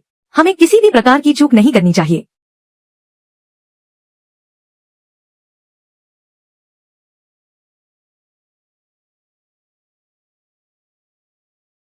इतनी भीड़ क्यों है? लान कुमारी, यहाँ तो अभी भी काफी लोग हैं। आज तो अंदर घुसना भी मुश्किल है। हमारा यह उत्सव 4 दिनों तक चलेगा। इन 4 दिनों में न जाने कितनी मदिरा पी जाएगी। अरे, मैं तो परेशान हो गई हूँ। जाओ चेंग कहाँ है? पता नहीं, दिखाई नहीं दे रहे। सच में बहुत चिंता बढ़ाते हैं। आखिरकार शुरुआत हो ही गई। हा, मैं तो मीलों दूर से चलकर आया हूँ, बस इस भव्य उत्सव में शामिल होने के लिए। सुना है सम्राट भी यहाँ पधारेंगे। अगर उन्हें मेरी प्रतिभा देखने को मिल जाए, तो फिर मेरी किस्मत चमक जाएगी। मैं तो बस जुआंग याओ को देखना चाहता हूँ। क्यूशुई शियानशिंग, वही तो इस उत्सव का सबसे बड़ा आकर्षण है। अरे, शोर मत मचाओ, लाइन में लगो, लाइन में। सम्राट पधार रहे हैं।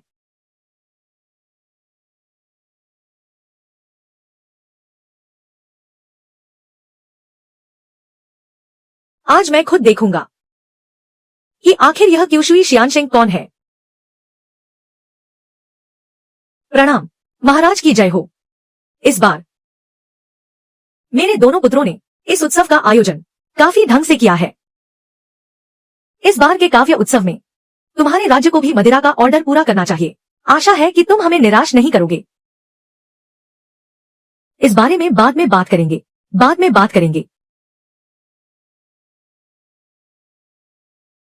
क्या अभी तक उन्हें ढूंढ नहीं पाए? नहीं। हे भगवान, सच में वे सभी मदिरा व्यापारी आ चुके हैं और उनका अभी तक कोई अता पता नहीं है।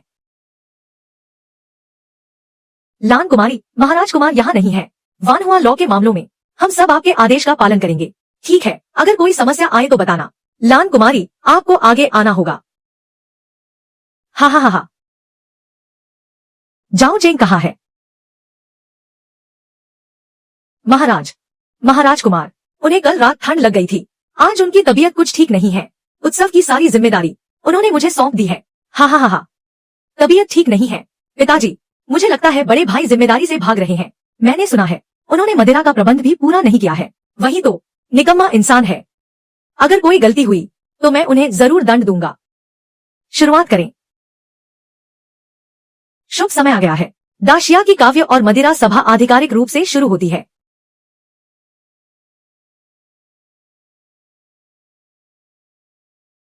जो राज्य के विद्वानों के दल का स्वागत है। महाराज, पिछली बार राजकुमार से हारने के बाद इस बार वे पूरी तैयारी के साथ आए हैं और चेन राज्य भी हर बार हमारे दाशिया को हराना चाहते हैं। काफी आक्रामक तेवर है। सबको लगता है कि हमारा दाशिया कमजोर है। इस बार हमें जीतना ही होगा, हार की कोई गुंजाइश नहीं। मेरा दाशिया भला कैसे हार सकता है। विद्वानों के प्रतिनिधि दल का स्वागत है।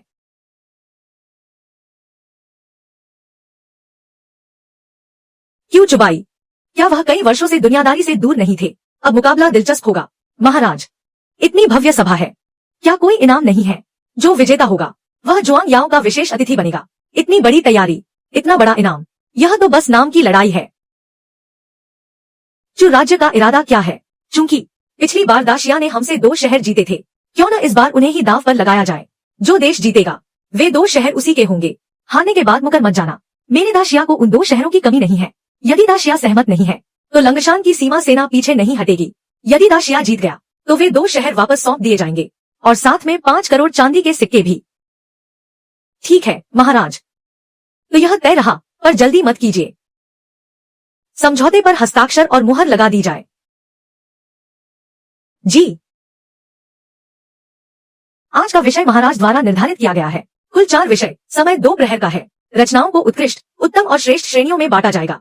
सामान्य श्रेणी में उच्चतम अंक प्राप्त करने वाला आगे बढ़ेगा। निर्णायक मंडल द्वारा निर्णय लिया जाएगा। मैं तो देखना चाहता हूँ जाओ चेंग के बिना तुम लोग कैसे जीतोगे। आज का विषय है गीत और नृत्य से शांति का प्रसार। शुरू कीजिए। क्या पता चला कि क्यूशुई शियानशिंग कौन है? जांच जारी रखें। मैं जुआंग याओ को दाशिया में ही रोकना चाहता हूँ। पता नहीं कौन सा विद्वान क्यूशुई शियानशिंग है। जल्दी कीजिए मिस। देखिए, किसी ने उत्तर जमा किया है। बस ये 4 कविताएं मैंने पूरा कर लिया है। यह मदिरा पीली है, नशा सिर पर चढ़ रहा है। हा हा हा हा। दिखावा कर रहे हैं। क्या दाशिया में सिर्फ ऐसे ही लोग बचे हैं? हा हा हा हा। यह तो क्यू चुजी है। क्या वही क्यूशुई शियानशिंग है? जी हाँ, उनका उपनाम ऐसा ही है। कौन आया है? चेन राज्य से क्यू चुबाई। इस बार विशेष रूप से जुआंग याओ के लिए आया हूँ। क्यू चुबाई में वास्तव में अहंकार करने की क्षमता है। हम गीत पर आधारित विषय। क्या सुंदर लिखावट है। एक बांस की टोपी, एक लबादा, एक छोटी नाव, एक लंबी डोरी, एक घड़ा मदिरा, अकेला व्यक्ति नदी के किनारे पतझड़ में मछली पकड़ रहा है। उत्कृष्ट कविता। यह तो कम से कम उत्तम श्रेणी की है। यह कविता बेजोड़ है, उत्तम श्रेणी। हम अब वीरता पर आधारित विषय। जीवन के अंतिम पड़ाव पर क्या सहारा है? दीपक के सामने अतिथि अभी नहीं आया। आधी जिंदगी चिंताओं में बीती। एक सपना जिसका कोई अंत नहीं। बहुत बढ़िया, उत्तम श्रेणी, बहुत बढ़िया। विषय उन्नति। पहली दृष्टि में डूबता सूरज, लहरें लाल हो गई। सफेद चंद्रमा आकाश में चढ़ने को आतुर, अपना मुख छिपाए। नाविक पीछे मुड़कर देखता है, पूर्व की ओर निहारता है। पुरानी यादें फेंग दी गोंग के पास दबी हैं। अद्भुत रचना। विषय शांति। जीवन भर कभी याद ना आए, तभी तो याद आती है। यही तो यादों का दर्द है। शरीर तैरते बादलों सा, दिल उड़ते रुई के फाहे सा, सांसें हवा में तैरते धागे सी। यहाँ बस एक पल की महक बाकी है। हजारों स्वर्ण मुद्राएं। आखिर ये यात्री कहाँ है? अभी तो आने का समय है। आखिर वो समय क्या है? जब दिया आधा बुझा हो, जब चांद आधा चमक रहा हो। वही है, निश्चित रूप से वही है। कुमारी। इतने सरल शब्दों में ऐसी कविता रचना दुनिया में दुर्लभ है। पर मुझे हमेशा लगता है कि कुछ तो गड़बड़ है। बधाई हो कुई चुबाई। 4 अद्भुत रचनाएं, सीधे पदोन्नति। अच्छा, और कौन है? हा हा हा। और कोई है? क्या दाशिया में अब कोई और काबिल नहीं बचा? पिताजी, अभी आगे आने का सही समय नहीं है। सच में कोई आगे आया है। तुमने नकाब क्यों पहन रखा है? क्या लोगों के सामने आने की हिम्मत नहीं है? हा हा हा हा। यह व्यक्ति कौन है? कुई चुबाई का दबदबा अभी चरम पर है। क्या वह खुद अपनी हार बुला रहा है? एक और ने भी पूरा कर लिया। कौन आया है? साहित्यकार हमेशा अपनी धुन में रहते हैं। मैंने 3000 छात्रों को देखा है, सिर्फ वही एक नकाब पहने हुए है। तो क्या यह नकाब ही उसका नाम है? यह पढ़ो। विषय गीत। यह शराब का प्याला पी लिया, नशा सिर पर चढ़ता जा रहा है। बहन, कहीं मत जाओ, मेरे लिए एक गीत गाओ। मैंने अभी क्या कहा था? क्या यह एक और लोहे का बैल है? अरे, मुझे लगा था कि मेरे दाशिया को संकट से बचाने वाला नायक होगा। सोचा नहीं था कि नीचे गिर जाओगे। काम में देरी मत करो। हा हा हा। रुको रुको। यह महाराज, कृपया सुने। विषय नृत्य। पहाड़ों के पार पहाड़, इमारतों के पीछे इमारतें, वेस्ट लेक पर गीत और नृत्य कब रुकेंगे। गर्म हवाएं पर्यटकों को मदहोश कर देती हैं। हांगजो को ही लिनान बना दिया। सर्वश्रेष्ठ। आगे जारी रखें। पहाड़ पर उड़कर आया, 1000 बार मीनार खोजी। सुना है मुर्गे की बांग से सूरज उगता है। तैरते बादलों से नजरें ओझल होने का डर नहीं, क्योंकि मैं सबसे ऊंचे स्तर पर खड़ा हूँ। सर्वश्रेष्ठ। बहुत खूब। क्या तुमने नहीं देखा घोड़े पर सवार होकर बर्फीले पहाड़ों के पास से गुजरना? अद्भुत। सर्वश्रेष्ठ। क्यूशुई शियानशेंग वास्तव में महान प्रतिभा है। जुआंग याओ उनके साथ चलने की इच्छा रखती है। वही क्यूशुई शियानशेंग है। जी हाँ, मैं ही हूँ।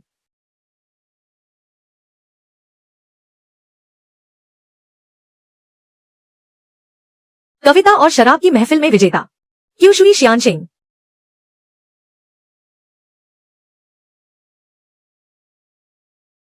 पुत्र। पिताजी, पुत्र ने अपना कर्तव्य बखूबी निभाया है। मेरे दाशिया के लिए 2 और शहर जीत कर लाया हूँ। तुमने धोखाधड़ी की है। मुखौटा पहनकर लोगों को धोखा दिया। यह तो मेरी असली प्रतिभा है। धोखाधड़ी कैसी? सब कुछ लिखित में है। समझौता यही मौजूद है। क्या जो राज्य अब मुकर रहा है? मैं मानता हूँ। हा। इस अवसर का लाभ उठाकर हमारे देश का मान बढ़ाओ। तुम्हें उचित पुरस्कार दिया जाएगा। पिताजी, आपकी कृपा के लिए धन्यवाद। 3 दिन बाद राज्यसभा होगी। मेरे पास कुछ महत्वपूर्ण घोषणाएं हैं। युवराज जाओ चेंग। चारों देशों में साहित्य का मान बढ़ाया और देश की सुरक्षा भी सुनिश्चित की। यह वास्तव में दाशिया का सौभाग्य है। पिताजी, युवराज ने वास्तव में बहुत अच्छा काम किया है। चुप रहो। पिताजी, मैं अभी छोटा हूँ, शायद इतनी बड़ी जिम्मेदारी के लायक न हूँ। जो राज्य के दूतों से लेकर वानहुआ लॉ तक और फिर उस काव्य गोष्ठी तक, मैंने सब कुछ अपनी आंखों से देखा है। महाराज, आप बहुत बुद्धिमान हैं। जाओ चेंग, आखिर तुम किस दम पर? हम बुरी तरह हार गए। मैं इसे यूं ही नहीं जाने दूंगा। मैं थक गया हूं, अब और नहीं लड़ सकता।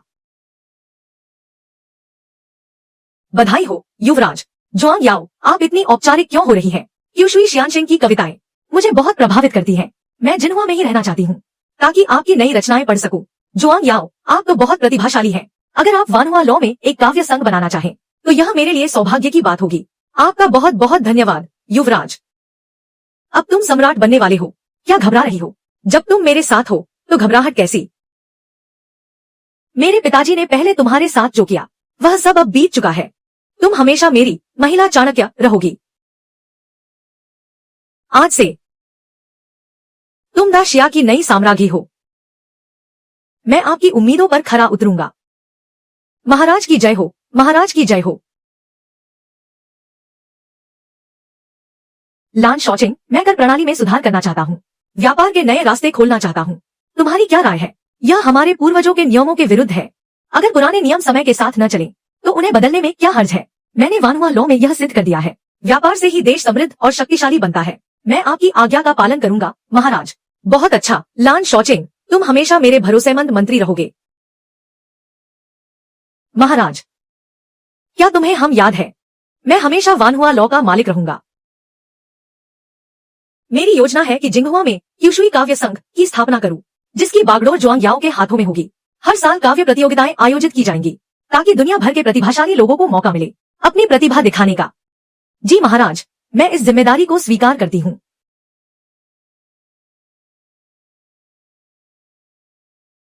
जाओ चेंग, तुम्हारा बहुत बहुत धन्यवाद। बेशन कहीं के।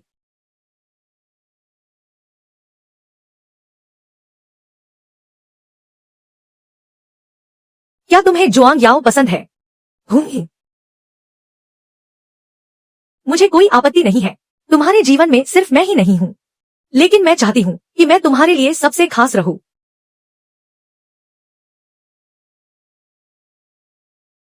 मुझे लगा था कि तुमने मुझे ही तराशा है। तुम भी मेरी जान हो। तुमने सीख लिया। क्या तुमने चित्र बनाना सीख लिया? मैंने इसे अपने दिल में बसा लिया है।